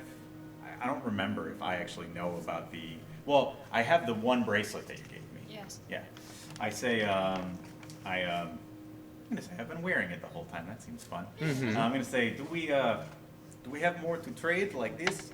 Maybe we could get into the good stuff. Plenty. Can you define plenty? opens bag, dumps pile of jewelry out. Pile of invaluable artifacts. Yes. Okay. Okay. To take the card, I tried to like refocus my my mind on it. Remember, we're looking for a wand of sending. Or He's got one. Wand of Dream would be even better. It would be, well, I mean, Wand of Sending would work, but Wand of Dream would be more stealthy if we want to communicate with Ophelia without the guy knowing. If he's got a better great axe, I wouldn't mind that too. We'll get to that when we get to that. That's okay. I just throw it out there. I reconnect and I say, okay, I'm here. Well, first of all, we have. I'm very skilled at sort of appraising very particular things, but we have a great deal of like. Did you tell me what these actually are? I don't think you did. I showed them to you. No, but did you tell me what they are? Like where they're from? That they're like ancient Yeah. era artifacts, or are they just shiny jewels? Can we say we had this conversation Sure. at some point? I'll allow it. Yeah. So I say. Small talk. Sure. I say, now, listen, this is just two guys talking now, right? I imagine you have discretion in your business, yes? You could say that, yes. So I have like very sketchy objects. Ah, interesting. Maybe you guy who likes sketchy objects. I am guy who likes sketchy objects. Yeah. This feels patronizing. So, how would you feel if I hypothetically had like ancient royalty, jewels and diamonds, not diamonds, but like ceremonial jewelry of ancient royalty. Quite a lot of it actually. It's very shiny. Make a persuasion check. So good at this. Oh, yes. Yeah. I am someone who likes sketchy I objects. Probably a 7. Probably a 7. Yes, I rolled a 7. Alrighty. You hear literally that. He had to think that. Yeah. And then you hear Cord respond by saying, I have a feeling that this transaction might be more beneficial for the both of us if we met up in one of my, stop shops. I am on my way to the Whisper Hold in Scyther. If you are in the neighborhood, stop by and be discreet. Get a room at the, let's see, where specifically? As I check my notes. Let me rack my brain. Just me. How you say? I am most discreet. This is why I used anyway. Yep. You said you were on the way to Whisperhold. I am, yes. Didn't we just see you going opposite direction? Did something happen? Or? I travel very quickly. I am unpredictable. Can I make an insight check on that? Please do. That sounds way of saying, shut up. No, there are reasons. I rolled 17. 17. Good to know. So, he says,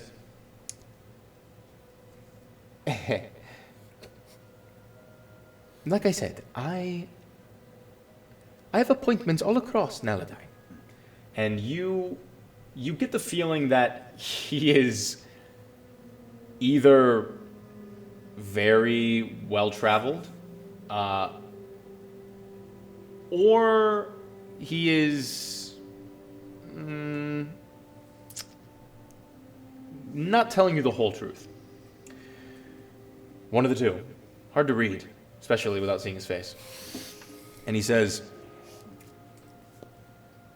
and my meeting has been adjourned. I do have a few other connections that have contacted me, bringing me to Whisperhold. So we can set up a meeting shortly after I have a few of those. find a room at, let's say, there is a wonderful inn sort of tavern situation. The denizens of Whisperhold, they're much more into their wines than they are any sort of ale or whatnot, so there really isn't too many, hole-in-the-wall sort of things that I usually like to go to. But there is a place called the Deep Stacks. Go there, get a room, and when you speak to the barkeep, let them know that you you have a meeting with the songbird. The songbird. I'm a bird man myself, you know. Ah. Cool. I don't know what to do with that. Hey, listen. You know how you can make me see like images of your catalog? Can I send images of your way as well? Technically, yes, but I currently am not allowing that type of connection because of previous tomfoolery.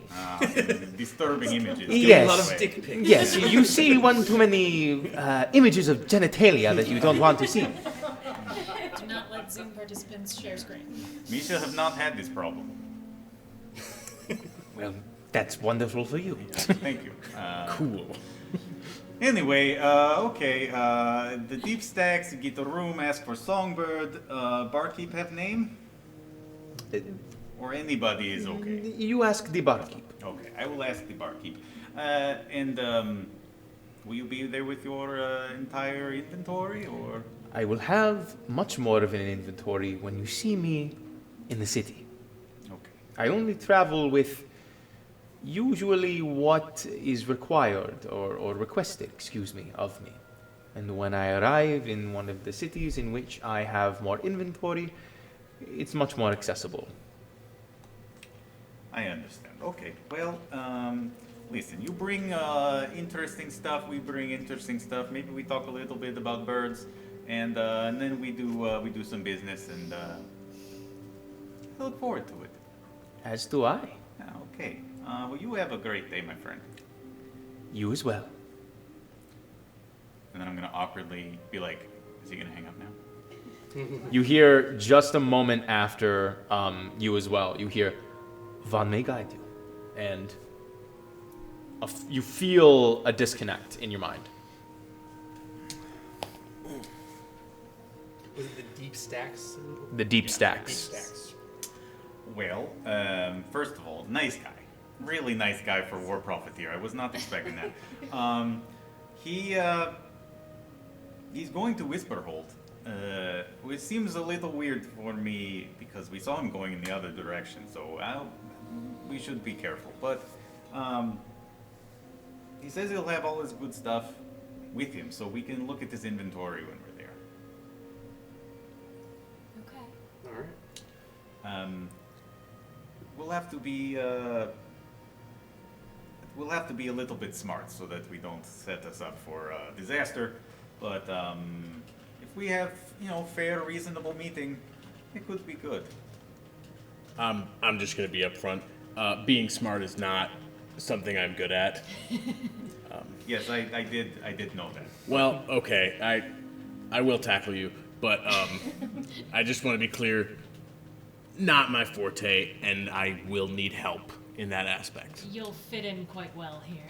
Okay. You're in good company. Yes. Misha, if you're ready for me to tackle you, I'm gonna do that.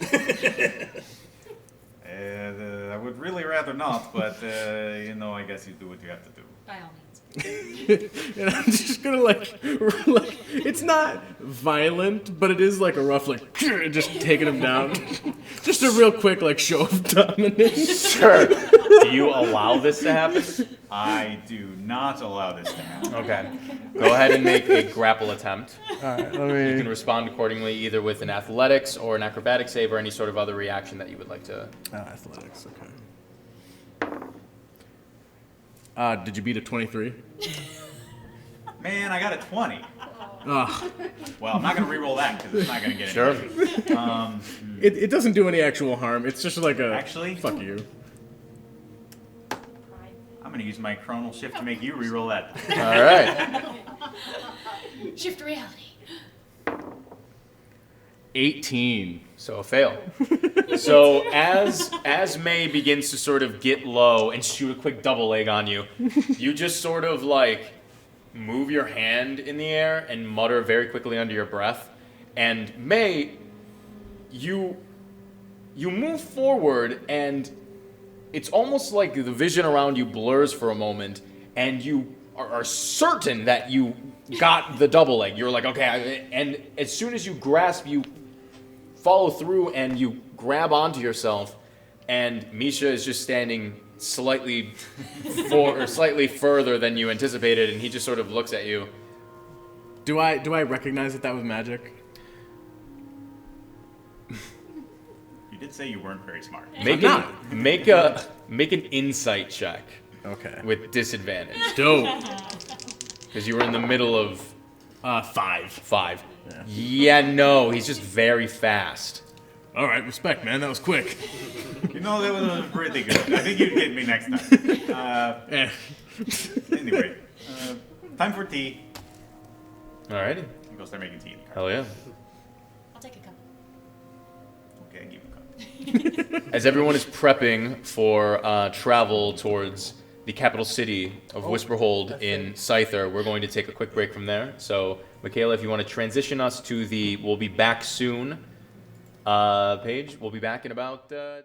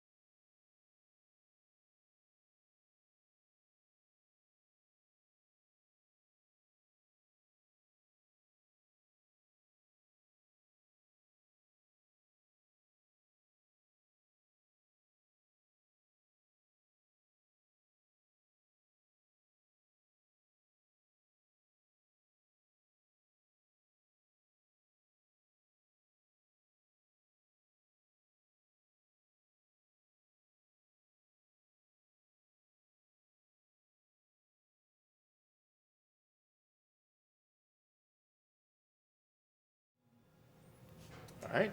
Welcome back, everyone. As you can see, we're back to our usual overlay, but we put everyone on one side of the table, and then Alex has the entire bottom of the screen to himself. You greedy boy. Must be nice. Yes. So, it'll be something like this next week, but a little bit more, it'll just look better. So, thank you for staying tuned with us. I appreciate that. Thank you for hanging in there for our break. But we are going to jump back into tonight's episode now. So, it is now the early morning, the late morning of the 18th of Vigrid on the following day of the untimely death of your lost companion, Roscoe Thorngage. You have a host of tasks and goals ahead of you. You still find yourself in this newly blooming grove with a new, still little pond sitting just off to the side of the serene grave of your friend. The sun is starting to set itself into the sky. You have a day ahead of you. What are you doing? Sounds like we should start heading towards Whisperhold. Yeah, I think Lux will pop his head out of the carriage, because I think everybody was just finishing up the conversation about court and whatnot, and Lux, I guess, just urges everybody like we should really get moving. Let's go. Oh, were we able to ask Lux to memorize sending in the morning? In time for that to work? It's still morning. We're preparing our spells. I think it's still fine. So, long story short, yes, sending is prepared. Beautiful. Let's go before I start investigating that pond. Just turn it off. Did Lux I don't know talk how to to do that. Ophelia? There's a switch on the back. You're okay. Believe in yourself. No. Did what? Lux didn't talk to Sorry, Ophelia, I don't oh think. I God. think he showed No, up not after yet. she was unconscious. Okay. This is a wheel. This isn't a switch. There's a switch somewhere on there. Okay, maybe don't. But I think Just put it on the I ground don't now. think we need to No. necessarily have. I'll figure it out. Okay. Like he saw her. I think Well, it- that's they they said did you have to be exactly what we needed to do. familiar. Okay. So then I think, I don't know, I guess it's up to Sal. But Oh, There it is. There well was done. a switch. yeah. Yes. You told me to believe in myself. Yeah, you were like pretty washed out. We'll fix the lighting or whatever. But well, it's all good. I am an Asmar. Yeah. I should glow with the light of heaven. Alrighty. So we're casting sending. What's going on? Just making sure he has it. prepared. And we're going to Whisperhold. Sure. Yeah. Where do you go? Sorry, what? Where? How do you get there? do we not know the way? Oh, we don't know the way. Oh, shit. We make our way through the Whispering Woods. We go. We click on our overrule now. south. I Whisperhold. fast travel to Whisperhold. Send me there. All right. This is going to take out the Orb of Direction, Oh. The and Worm of Direction. I guess get a sense of where, like knowing where, not Widowsport. What was that? Widowsport? Yeah, Widowsport. Like knowing where we came from, like from Widowsport, and where, in like being relatively familiar with the surrounding area, come up with a general direction that we need to head in, because we're also on a road, are we not? No, you're in a glade. Oh well, shit. Yeah, we're in a glade. So yeah, Lux is gonna try to figure out, in general, what direction we should be heading in. Right. So you use the orb of direction, and you find that north is directly to your left. Do we remember what Tirwode was telling us about how to get there? Yesterday? Make. You said listen to the voice of the forest? I wasn't sure if that was more of like a metaphor or like... Wow. I love you, Jamie. Thank God someone who remembers the remembers bullshit things. that I said. I usually don't, so don't count on that. Now I'm holding you to it forever. Now you must. You're the keeper. You guys are in trouble. So can we listen to the trees? make a perception check. Sure will. All of us, or Let's see what Taj has. Oh, everyone should. I made a 9. I get advantage on those. So A let's 9. see here. Taj, you close your eyes and attempt to listen, and you feel the semblance of a soft breeze, and you can hear the leaves rattle for a moment, but your concentration breaks, and you can't help but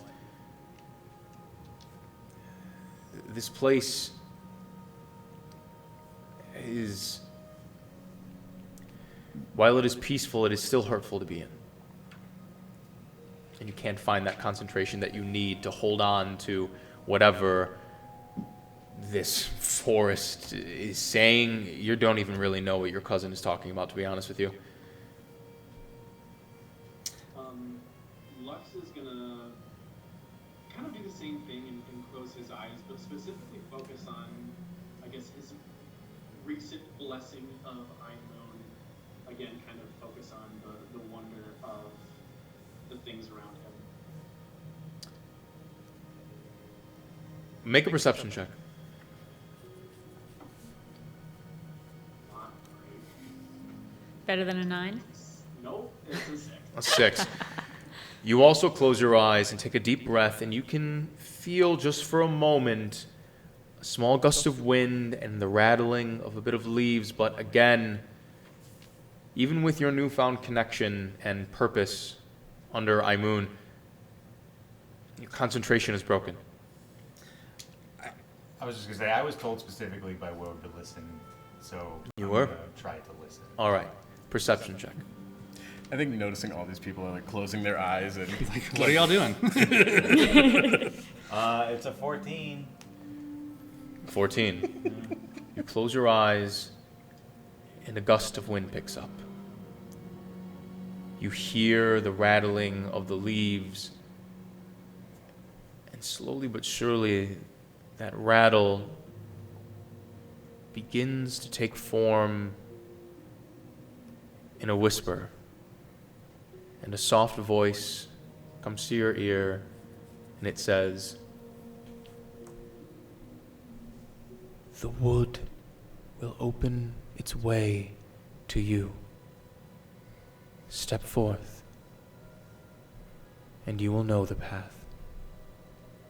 And the wind dies back down, and the leaves come to a stillness. I turned to Philomithos on my shoulder and I just say, "Did you hear that?" As Philomithos just sort of like cocks his head. Just me then? Okay.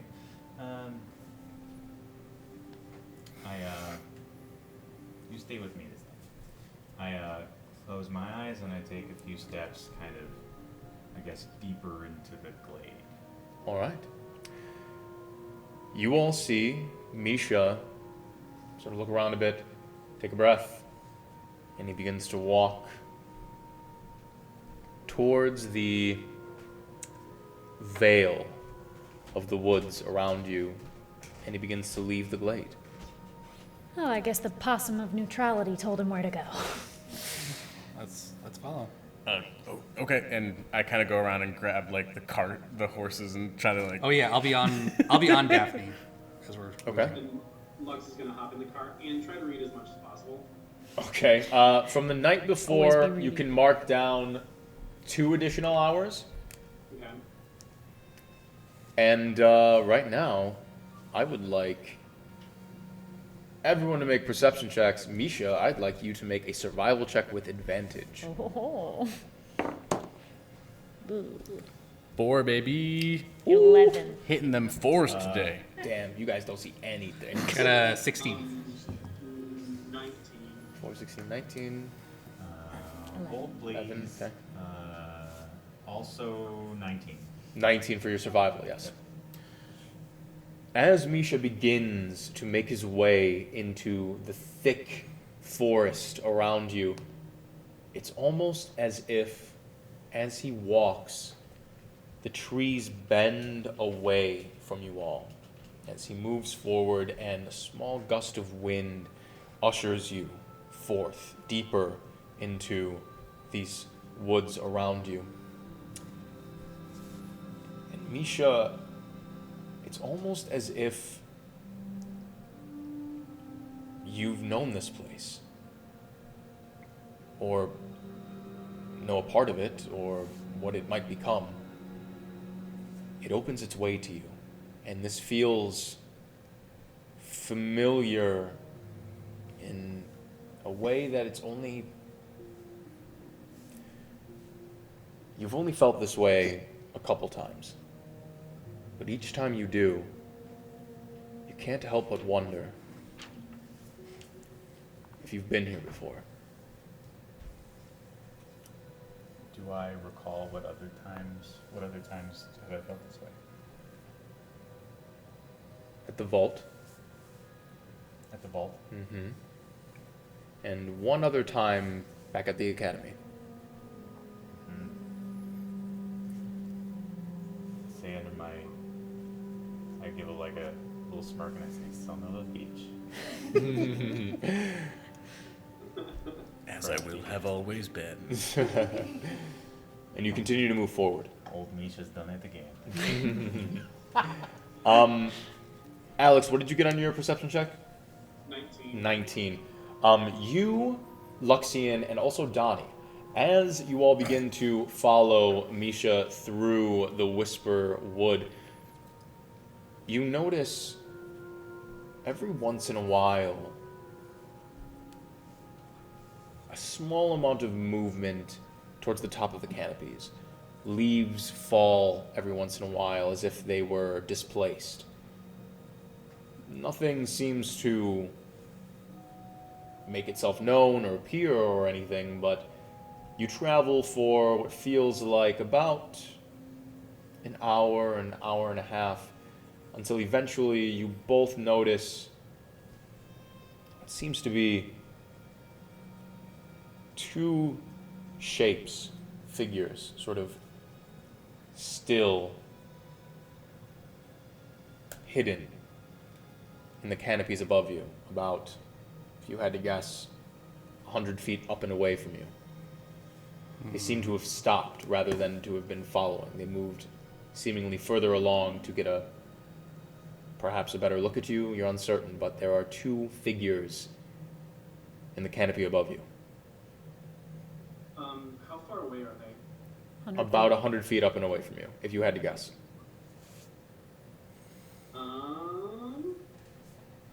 One moment.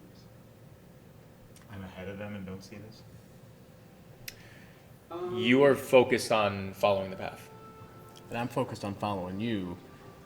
Taj Is dumb. is dumb. Yeah. I'm stupid. I've never seen anything, ever. Are I these don't see- trees? Is this what you call a tree? So, Because I cannot be surprised. for the sending spell, when it says you have to be familiar with the creature, if I can see the creature, does that count? If you had message, you could use message to message a creature that you can see that you don't know. Sending requires you to have met the person that you are sending to. That's sort of my homebrew thing of it. Like, a lot of things is like, are you familiar with them? If someone describes that's them fair. to you and you whatever, I rule it, you have to have met this person unless you have another item that would dictate that you could, like the sending stone or the card or what have you.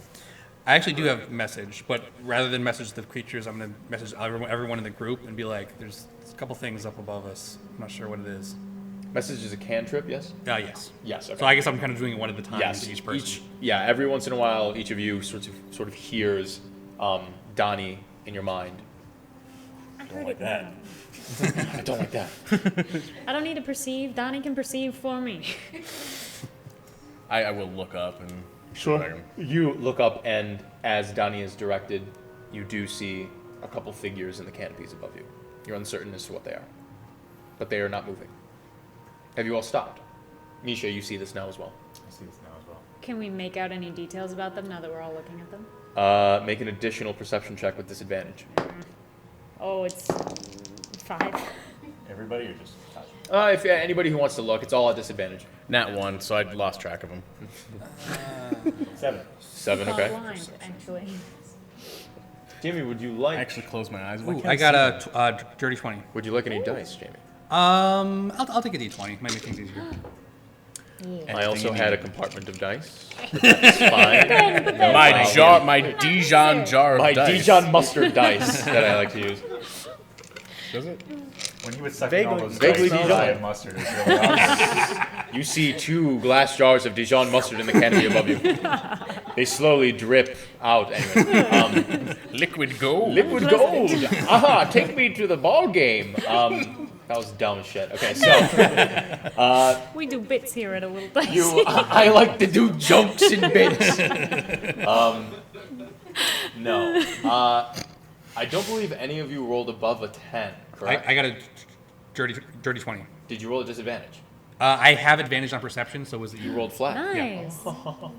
He's a slippery fellow. I can make. You look horses up see and you shit. squint your eyes a little bit and you sort of adjust your spectacles and you notice these creatures seem to be, as far as you can make it out, of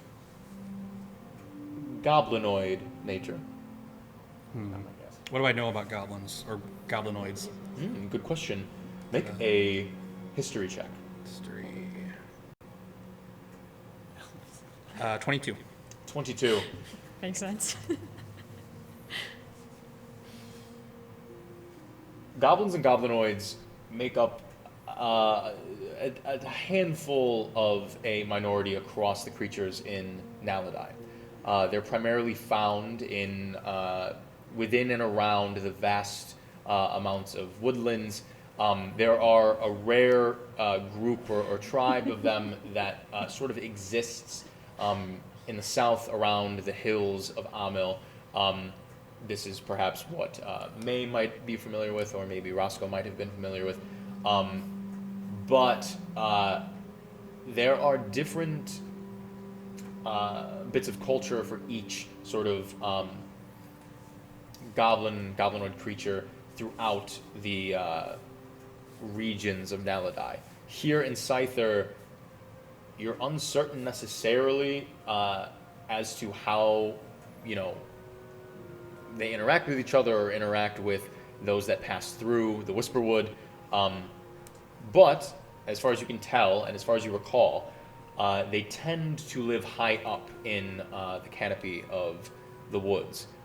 They set themselves up with different structures and whatnot, and create different sort of tightrope-esque ways of traversing their hidden homes up in the sky. You said they're like 100 feet away? Yeah, about 100 feet up and away from you.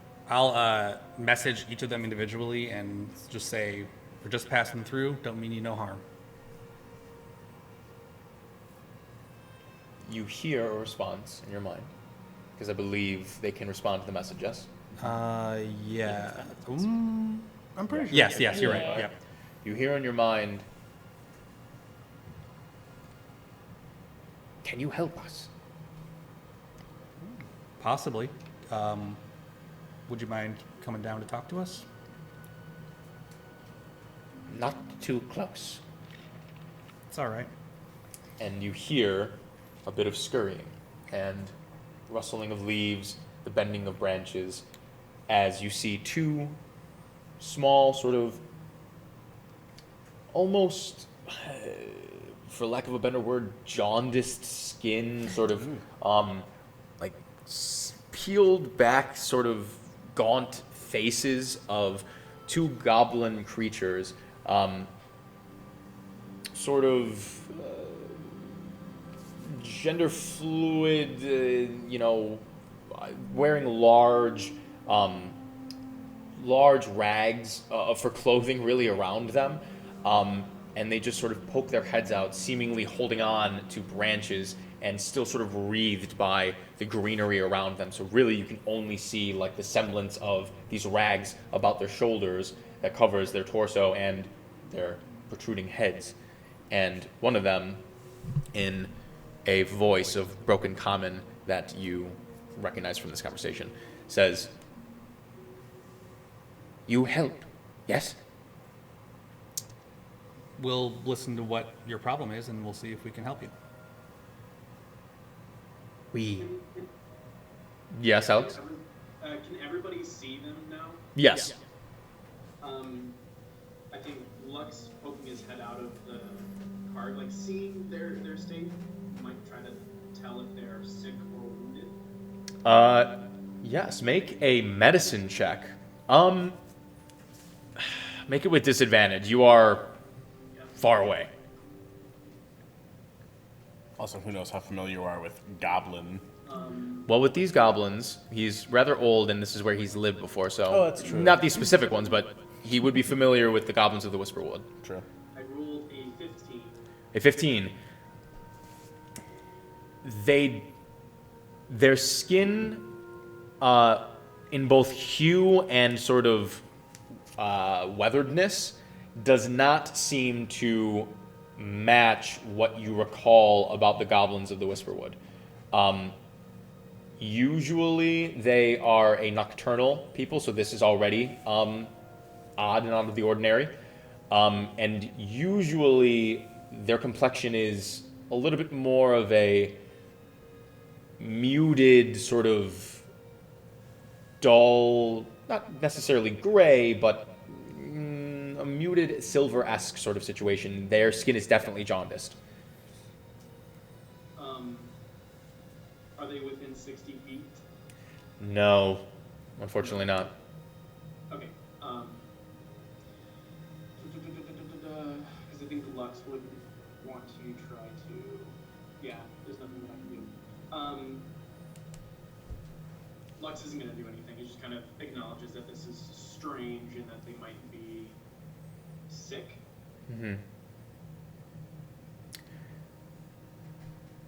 The goblin responds to you and says, "We pay." Oh, I don't think we necessarily need that. Let's talk about what you need. Yeah, why don't you start by telling us what your problem is?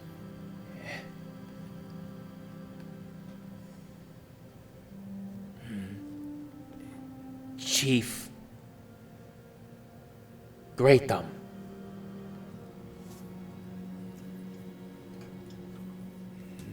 Make deal with. And you can see they're trying to come up with the common tongue.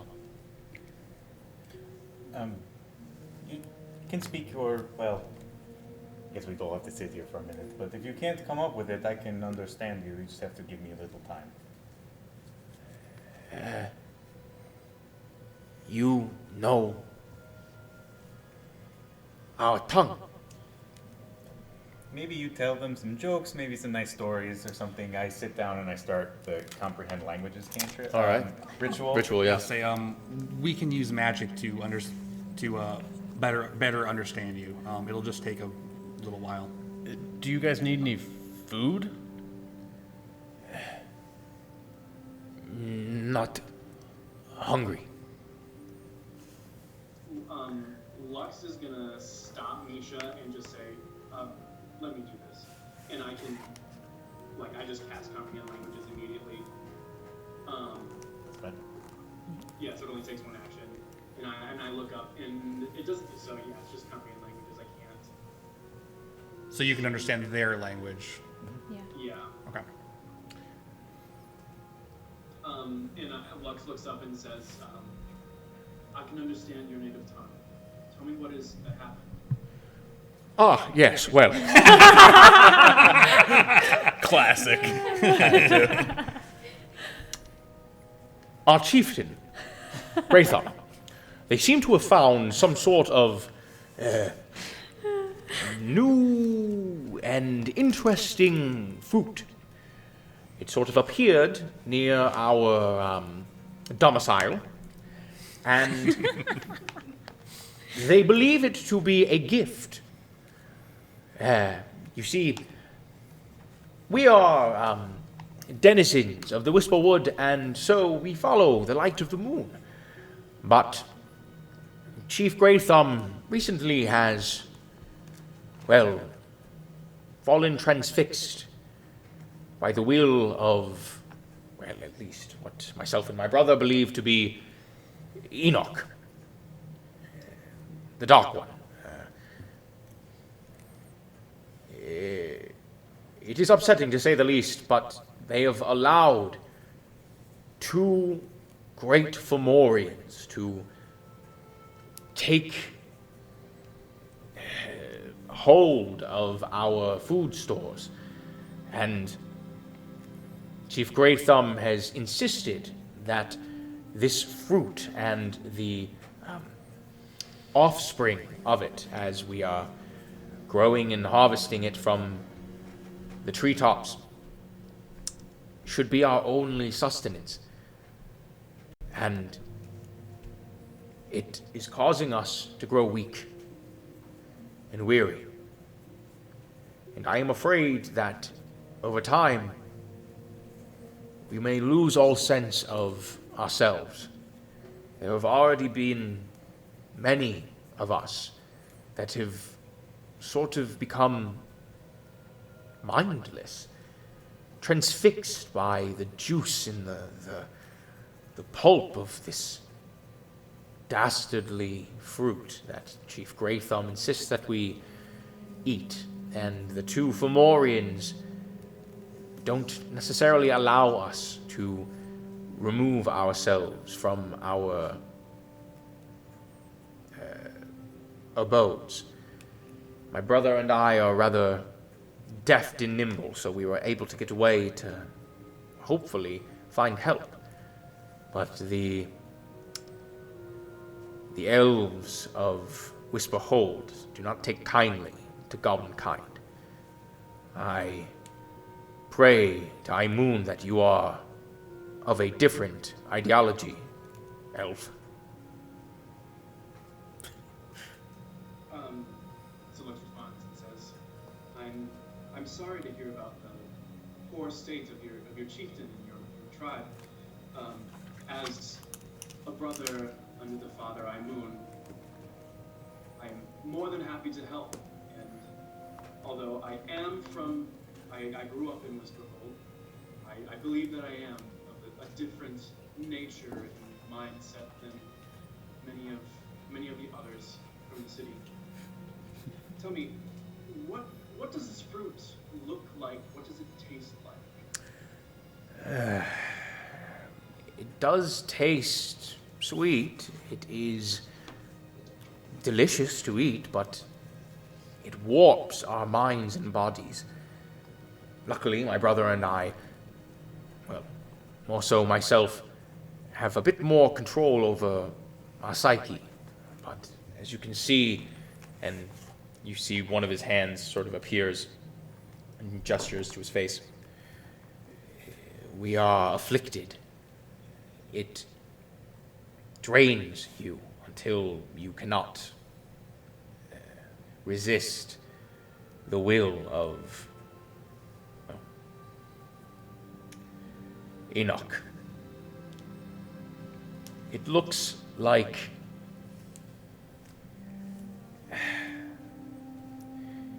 it's almost as if it's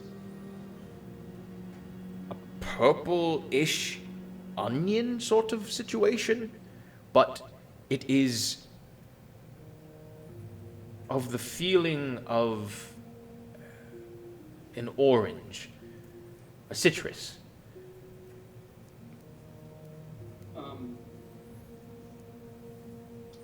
And this mindless state that you described in your brethren, tell me more about that. Well, the more you eat, the weaker you become until you lose all sense of self. My brother here, he got close. He is no longer able to speak, but he can follow me. There are others that have fully become enthralled. It is as if they are just remnants. Mobile corpses. Shells. Yes, shells. That is right. I know you may be hesitant to trust us, but I am a healer. If you would come a little bit closer, I may be able to help in some way, maybe get a better understanding of what's going on and what's happening to you and your people. Make a persuasion check. This whole time we hear him talking and just Well, or however goblins sound. yes, correct, yes. 17 total. 17 total. The goblin is hesitant, and he says, I trust that you are not like the others. But if you are truly willing to help us, then follow. The Femorians are creatures of great strength. So, I must warn you, this is not some simple task. That's why I offered payment.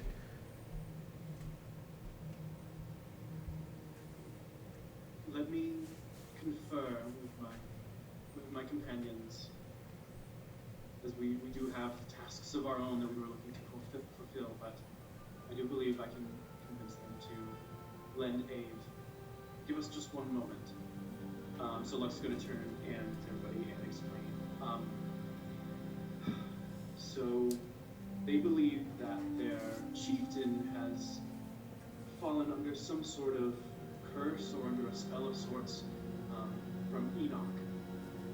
And the chieftain has demanded the production of and the growing of this specific fruit that is intoxicating, what over time causes them to lose who they are and almost become husks of their former selves. And they are asking us to come with them to their tribe up in the treetops and help them rid the tribe of, it sounds like, some fairly robust beings. I know that we had plans to head into Whisperhold, but Did they say what they are? Sorry, what? Did they say what it is we would have to fight?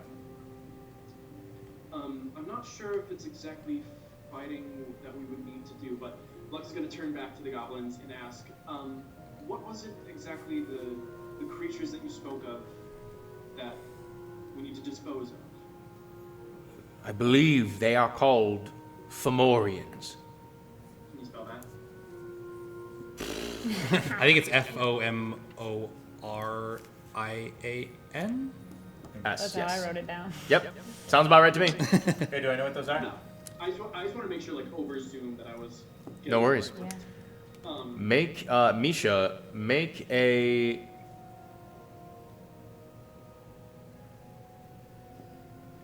This would be like a studious thing. So just make a straight intelligence check for me. Your That's a modifier's bad A face. straight intelligence check? Yeah, straight. Well, 3 plus 5 then is an 8. Is an 8. The DC is rather low. You don't know exactly what they are, but you're like, Femorians. I'm sure I learned about this in some class, and then you're like, gods, if only I paid more attention to other shit besides, like, space-time. And they're like, your best guess is they're like some sort of giant, but you're like, I don't fucking... Yeah, I don't know. They thought about it one day, but I wasn't paying attention. I think they're really big. Does that help? It I turn to does. the goblins and I go like, And they both go, see, they're big. he got it. I mean, there is a part of me that just wants to just keep on heading straight to Whisperhold as fast as we can. There's another part that realizes if we're planning to go up against Nemesio again, we are going to need some allies. And if I'm wondering if maybe these goblins would be willing to help us in return for helping them. How far away is your domicile?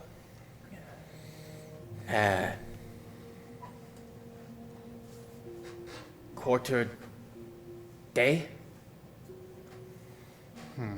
Instead of money, would you be willing to return a favor sometime? The fuck was that? I heard something there. I don't know. Very Alex, odd. are you keeping a screaming woman in your room? No, I heard that too. It sounded like a yawning child or something. Deeply scary. Super fun. Like that at all. Super fun. Okay. It was probably just like weird feedback. It may have been like a It was probably just microphone weird noise, feedback. maybe. Yeah. Whatever. Get the girl out of your closet. Microphones ever wail? Do they ever wail? Well, I'm never one to leave people in need, so you got my help. Would you help us later if we needed your help? I hate to ask, but we could use some too. Make a persuasion check. I'm going to need 10 minutes. Oh, you didn't 10 augury. minutes Do you have? Is this an anxiety symptom? It's like I augury everything to make sure it's. Dirty 20. Dirty 20. The goblin sort of looks at his brother, and his brother looks back at him. I don't speak for tribe. But if you help, maybe we help too. It's been a long time since we've done a good deed. I think we, Even with Roscoe in your party? yeah.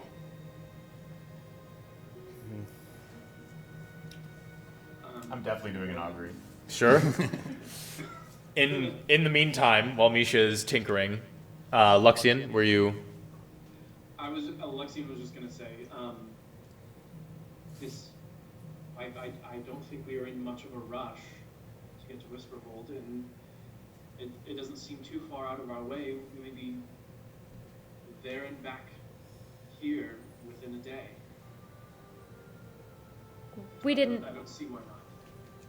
we didn't have a specific time we were meeting court, did we? We just said we'd book a room. I mean, if I had that in real life, absolutely. Let's do it. I'm in the cart. My things. Misha, let's do it. Something to keep in mind is that we want to save these goblins, but they might try to fight us. Can you do non-lethal? I can help in a non-lethal fight somehow, I'm sure. I can't really shoot non-lethally, but I can do something. I'm sure you could like tinker some like little flat-headed, little like like punching, bullets. punching. Yeah. It's just a little boxing glove. on the Yeah. front of it. some bludgeoning Yeah. arrows. And Lux is the definition of non-lethal. Yeah, that's what we've experienced. As with far as I Luxian. know, that's true. Of course we can. But it seems like everyone is in agreement. Kind Yeah. of like Lux is double checking with the party. Yeah. Yeah, Yes. let's do it. We should Lux still do everything. turns back to the goblins and says, "We can help you. The disrespect right now. And just says, is there any other specific things that we should know before we head to your home?"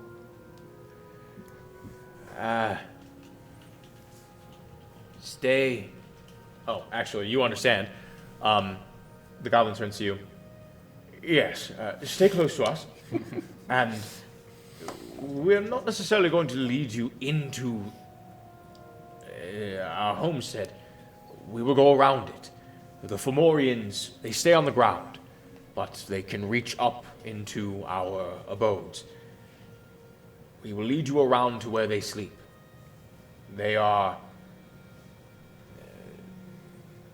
not as active during the day.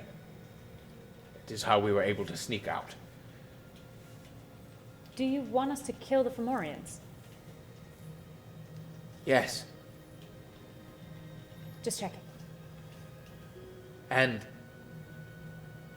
Chief Grey Thumb. Your own chief. Do you want us to kill your chief? She must die. With her death, won't there be discourse amongst your tribe? Is there anybody who can take her place? I don't know yet, but we have to deal with the poison that courses through our people's veins. And Chief Grey Thumb, they are the cause of this.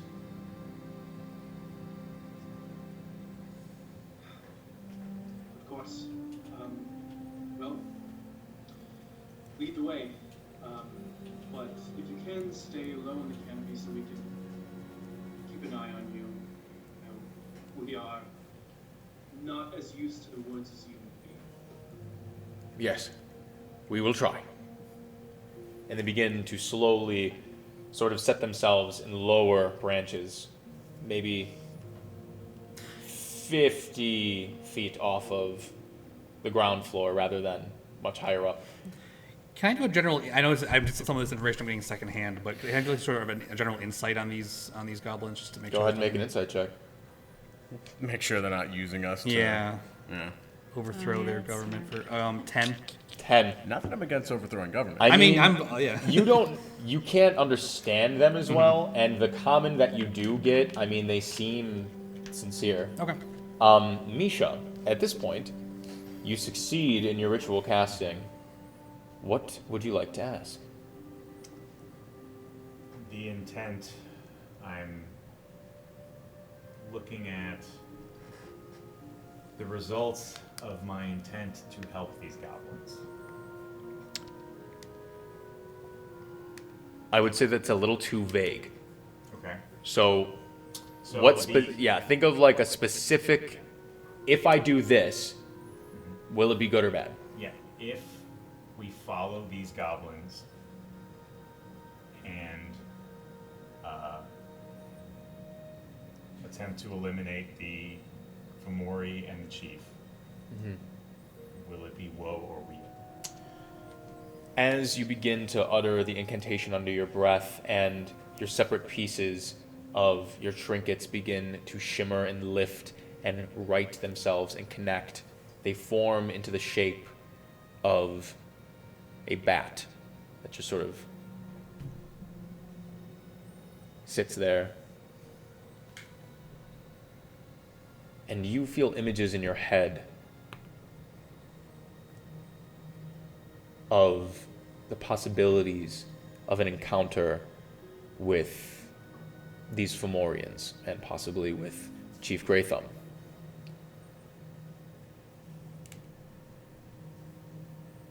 Your augury does not leave you with a sense of woe of certain failure, but you feel a sense of woe in the realm of this will be a difficult venture. It has a few possibilities of woe. Yes. Of the many possibilities, there is a significant amount of woe. That's what I'm thinking. Yes. That's your mantra. I turn to Philomithos on my shoulder and I just say, it's the fucking bat. I hate the bat. Can I ask, what do you do with your clockwork animals after you're done with them? Each time I use it, they break down. I got you. Yeah. Okay. I was like, I'll take those. I say I hate the fucking bat, and then I fucking smack it, pieces fall apart. Classic. I climb out of the cart, and I look at the group. It's moving. Hanging off the side. I don't know. Is this happening concurrently? Have we started to So as you poke your head out, you see the goblins begin to sort of move down the canopy and sort of set themselves as everyone appears to be getting ready to follow them. I'm not surprised. I deep sigh. I close my eyes and I attempt once more to just listen to the wind. Make a perception check. 20. 20. The winds blow, and you can feel them urge you. You see the goblins right themselves and set themselves in a direction one way. And you listen, and you feel the wind urge you another direction. I think the wind is racist. And go follow the goblins. The wind doesn't want us to help. The wind is racist.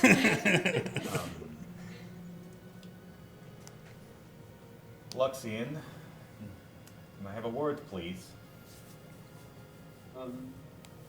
Sure. About what? I sort of like gesture into the cart. And he goes into the cart. Yeah, and Lux follows Misha into the cart. All right. As this is happening, I'm going to set a charger real quick. Yeah. Continue about your roleplay.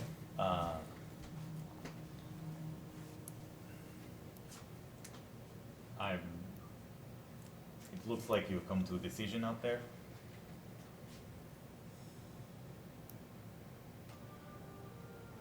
I believe it's what Roscoe would have wanted. I'm sure that you are right. Problem is,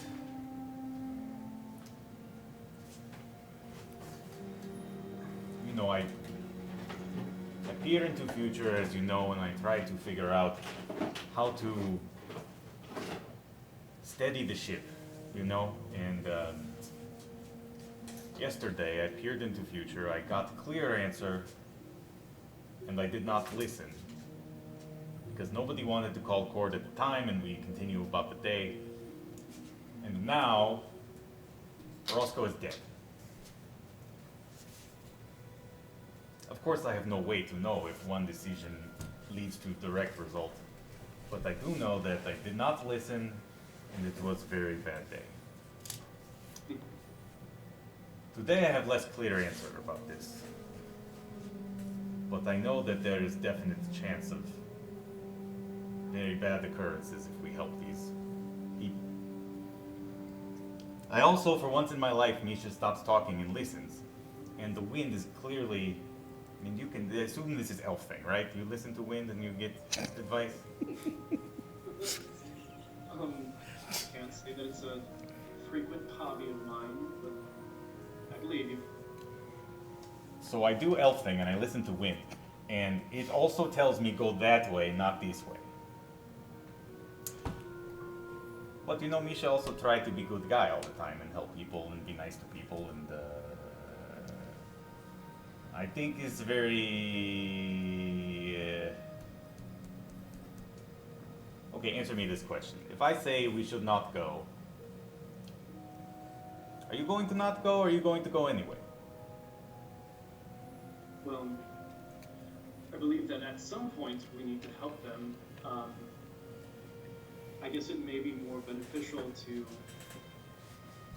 reach Whisperhold and talk to my family, and maybe they can spare some of their house guard, and maybe we can return with a stronger force. But I also worry about how long this group may have before they all fall victim to whatever's happening. Can Misha make a persuasion check on Lux? No, you decide. No. You're the character. Yeah, you you just decide if decide, you're buddy. persuaded.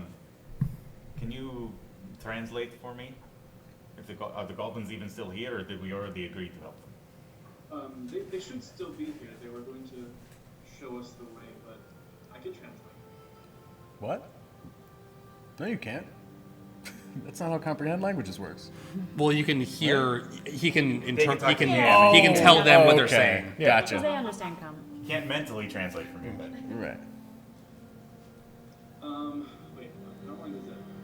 I think it's 10 minutes. It's an hour. Oh, it's an Oh, hour. wow. Okay. Oh, we're good. Yeah, do it. So, Lux agrees. So I get out of the cart, and if the goblins are still there, I'd like to kind of, in a non-aggressive manner, approach them. Okay. Are they there? Yeah, they're there. They're sort of Um, waiting expectantly. yeah. I say, your people, you say that their minds are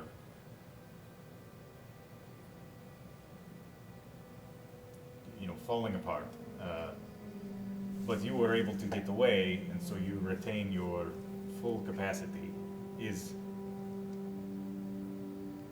the rest of your tribe, though, are they still at the point where they could be saved, or are they already maybe fallen to this disease or curse or whatever it is?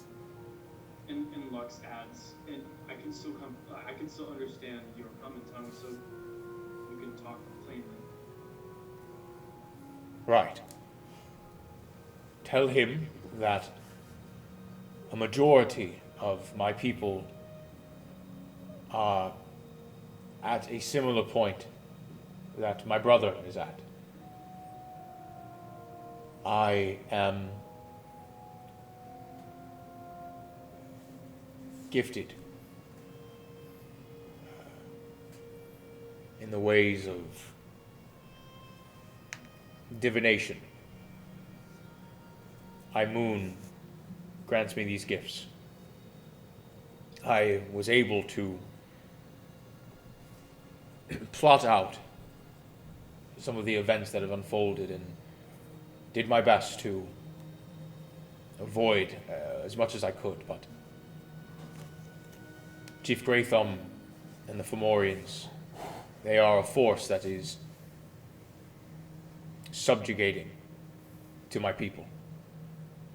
There are many that are lost, but there are also many that can be saved. At least, I hope. Are you like live translating this like a interpreter at a press conference? Okay. Yeah, let's save time and Yeah. just So he said. Oh, God. Oh, no. How long is the degradation taking to occur? How long do you think your people have before they are beyond saving? I don't know.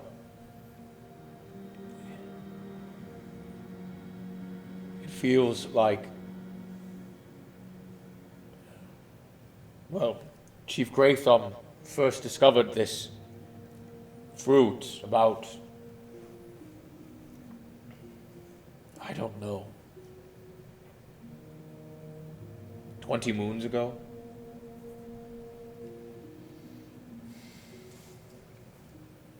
And did it set in right away? It took time, but it depends on who you are. It can cascade quickly, or it can take longer to affect.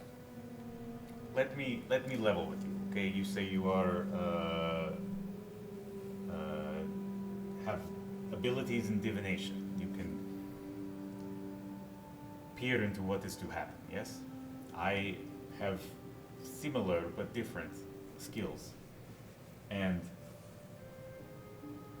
I have had a glimpse that tells me that our helping you could go very badly. I have also listened to whatever spirits live in these woods, whether it is your own Moon or somebody else, and they are compelling me away. I want to help you, The spirits are tricky things. These woods hurt. It would be wise to take heed from them. What do you mean? They can lead you astray. They do to our people. But Tira Woad owns this wood, the spirits. And you trust Woad? You don't? He exiles our people. He is the reason that we live in the trees, away from all of you elves, highborn creatures. That doesn't sound like him. Now, I think Lux would be curious and try to figure out, is it normal? Because like growing up around in this area, I assume that he would have heard about goblin tribes in the Whispering Wood. So I guess my what I want to understand is, do goblins actually worship Amulet? Roll an insight check.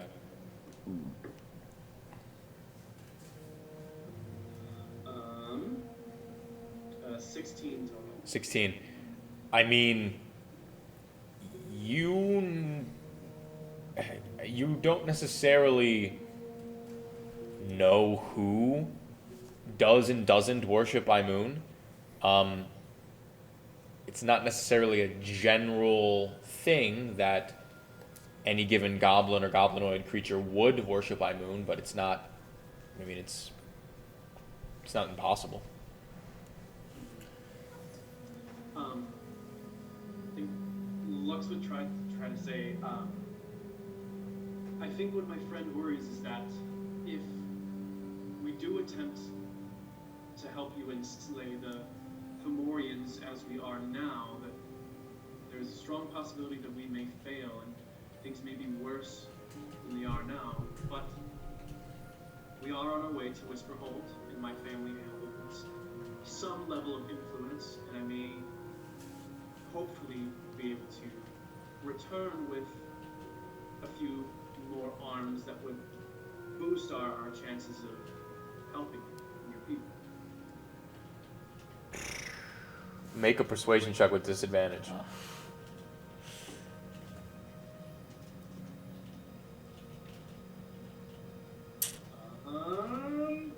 Eight. 8. The goblin looks at you, furls his eyebrows,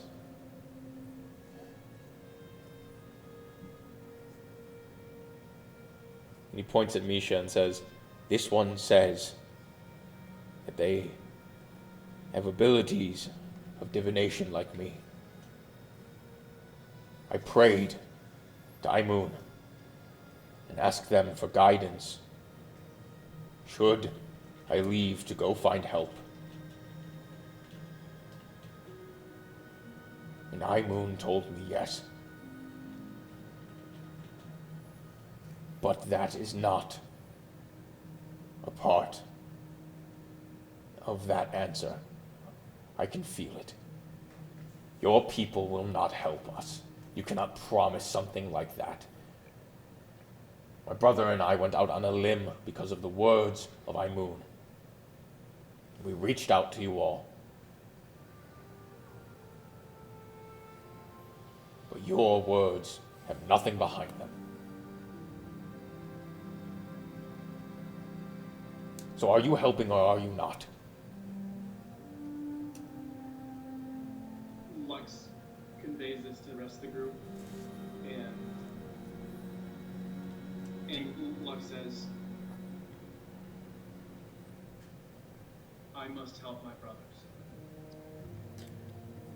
I think we should help these people. Sounds like their ruler is not a good ruler and should be taken out.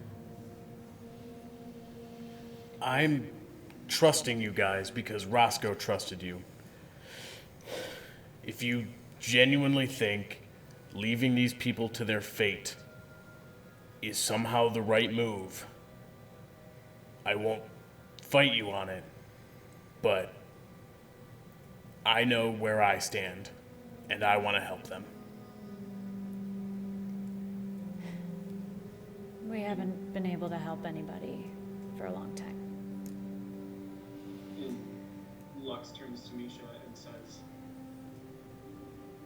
I know that there's a chance that this may not work out in our favor, but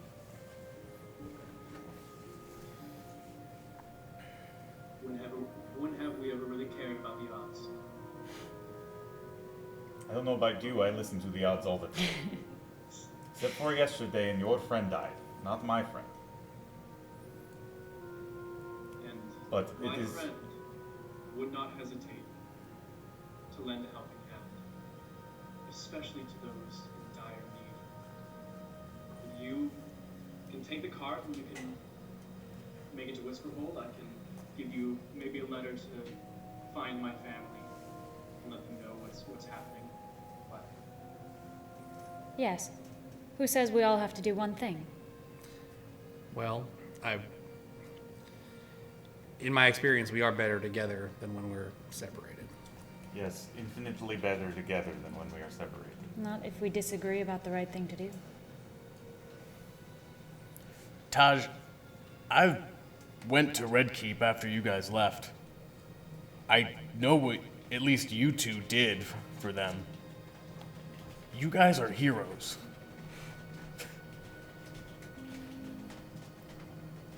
We were once. Maybe you can be again. um, so I just turn to the goblins and I say, the decision has been made.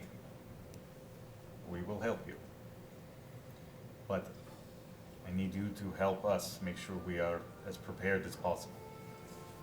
We need to know about our enemies. And if you can find a sample of the fruit, if you have something that you can give us to look at, this would be helpful as well.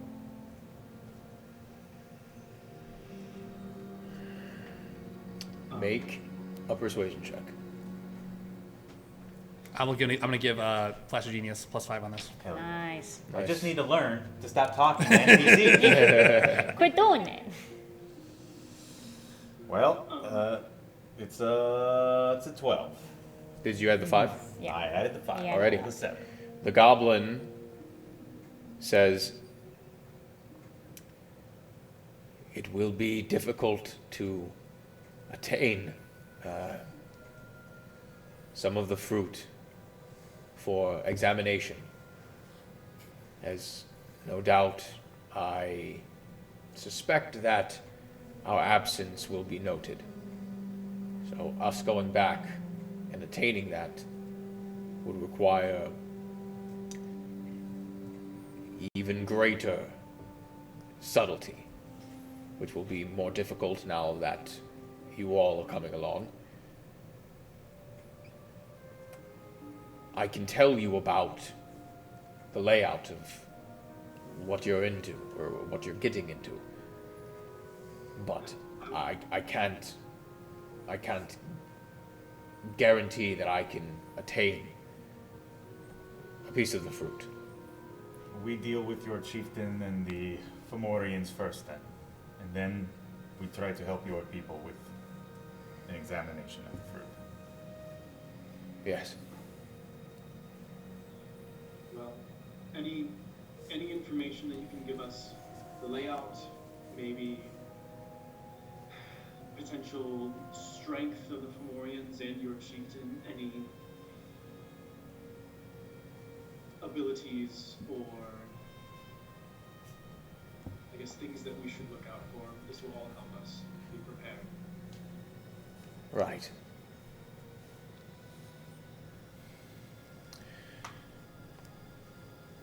The goblin begins to climb down from the canopy.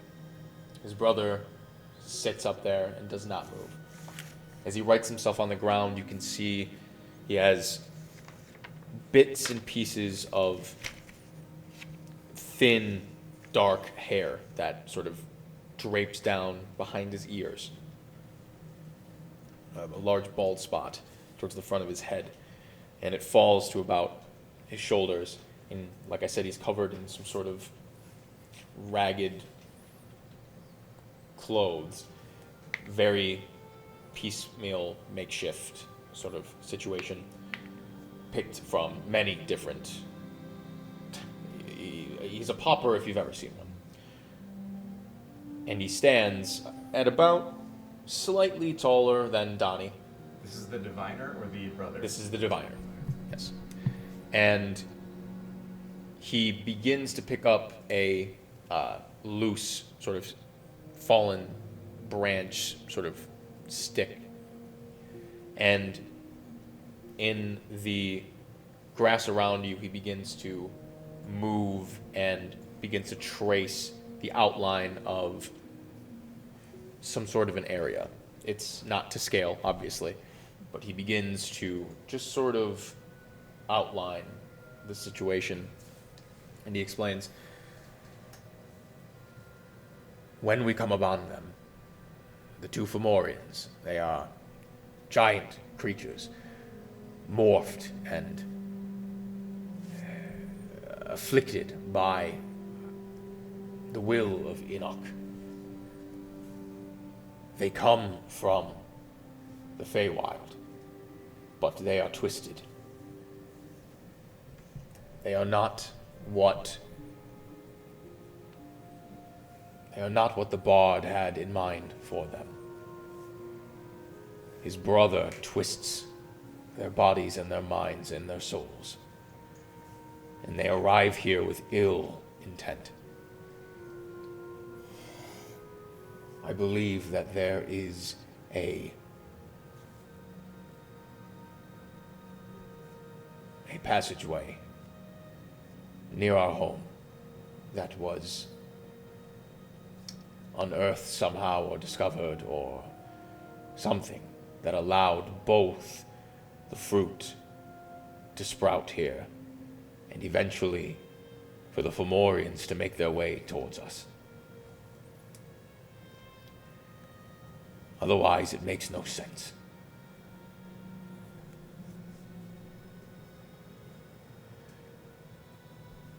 We should be able to find them sleeping there, here in this little outcropping beneath our people. They do not move far away, so they can keep us corralled. They sleep around a small garden that Chief Greythumb cultivates of the fruit. None but the chief can access it, or the Femorians will consume. The Femorians, they eat the fruit, but it makes them stronger? The Femorians eat us. Oh. Just to be clear, so are the Femorians being like, what's the relationship between the Femorians and the chief, or is there one? Is the chief like raising I'm curious what the relationship is there. The chief is able to control the Femorians some way. I do not know how. Gotcha. How many did you say there were? There are two of them. Siblings, I suspect. So, should we kill your chieftain first and sever that connection? That is an option, but I am worried that going about that first would cause some sort of rampage by them. I'm worried for my people. Do your brethren, do they still support your chief, or are they like-minded like you, whatever is left, I suppose? I suspect that they are not on the same side as Graython. But there is little they can do when they are oppressed by such force. One of them is always awake while the other sleeps. Sometimes they both are up, but never are they both asleep. Are your people armed at all? We have ways of defending ourselves, yes, but not against these creatures. Would it be possible for us to travel today and wait until the following day so that we can prepare? I know for myself, I have not equipped myself with the proper spells and supporting magics for an intense fight. Would that be alright?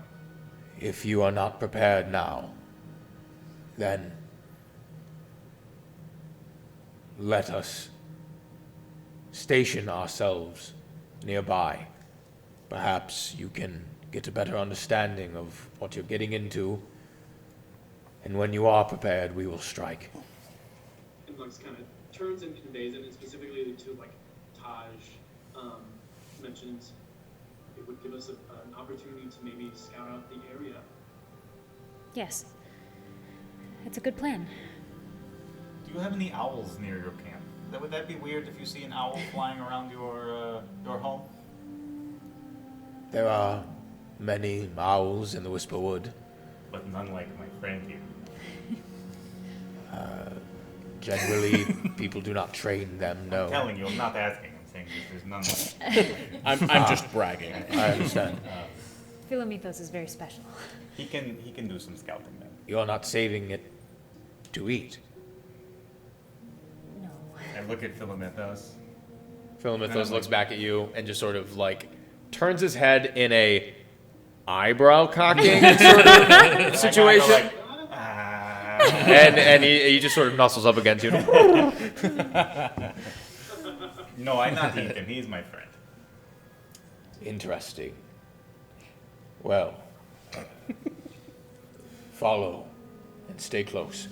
And he turns to his brother and looks up. And he says, go ahead. Find Mother. Keep her inside. Talk to no one. And be unseen. I will travel with them. And He can't talk at all. the brother just turns That you know of. and he nods his head and climbs up into the canopy and disappears. I just fucking love this goblin's voice. Mother. Back to Mother. Well, you know, We can he's comprehend this translating. language. It would be much different if you guys couldn't understand. They were saying in the chat, like, that's obviously the difference between, like, speaking in a second language and your native language. Oh, 100%. Like, Yeah, absolutely. Yeah, that's true. It's night and day. yeah. And so Lexian will turn to the goblin who's still here and like reach out his hand to shake hands and ask, "What is your name?" I have many names, but Of course he does. people have taken to call me Moonhand. It's a dope name. And he holds out his hand, and you can see there is a crescent moon tattooed on his palm. And he like not just like the normal handshake, but like a forearm handshake. Yeah. And Lexian just says, The ground quakes beneath. No, I'm just kidding. well, Lexian says, "Lead on, brother." You might be the answer to my prayers. I hope I am not wrong. And he looks at the rest of you. We have work to do. And he begins to walk on the ground with you, leading you in a direction that you saw his brother escape to. And as you all move forward, Misha, you feel once again the wind pick up, and it urges you away. I know, I have to follow them. And you do. And you all walk forward following this moon hand. Taking on this new task in honor of a fallen friend. And we will pick up there next week. Stopping pretty early. Yeah, stopping pretty early, but if we got any further into this, I can see the We're gonna we get would to go. fight. I want to dedicate a full session to whatever That's fair. this might produce. So, Whatever combination of woe and wheel. This yes, whatever wheel and woe Title will of episode occur. 4 is TPK. TPK. Yes, we will be starting over. It'll be great. No, but thank you all for sticking around if you've been watching the entire time. That's really, really wonderful. We really, really appreciate that.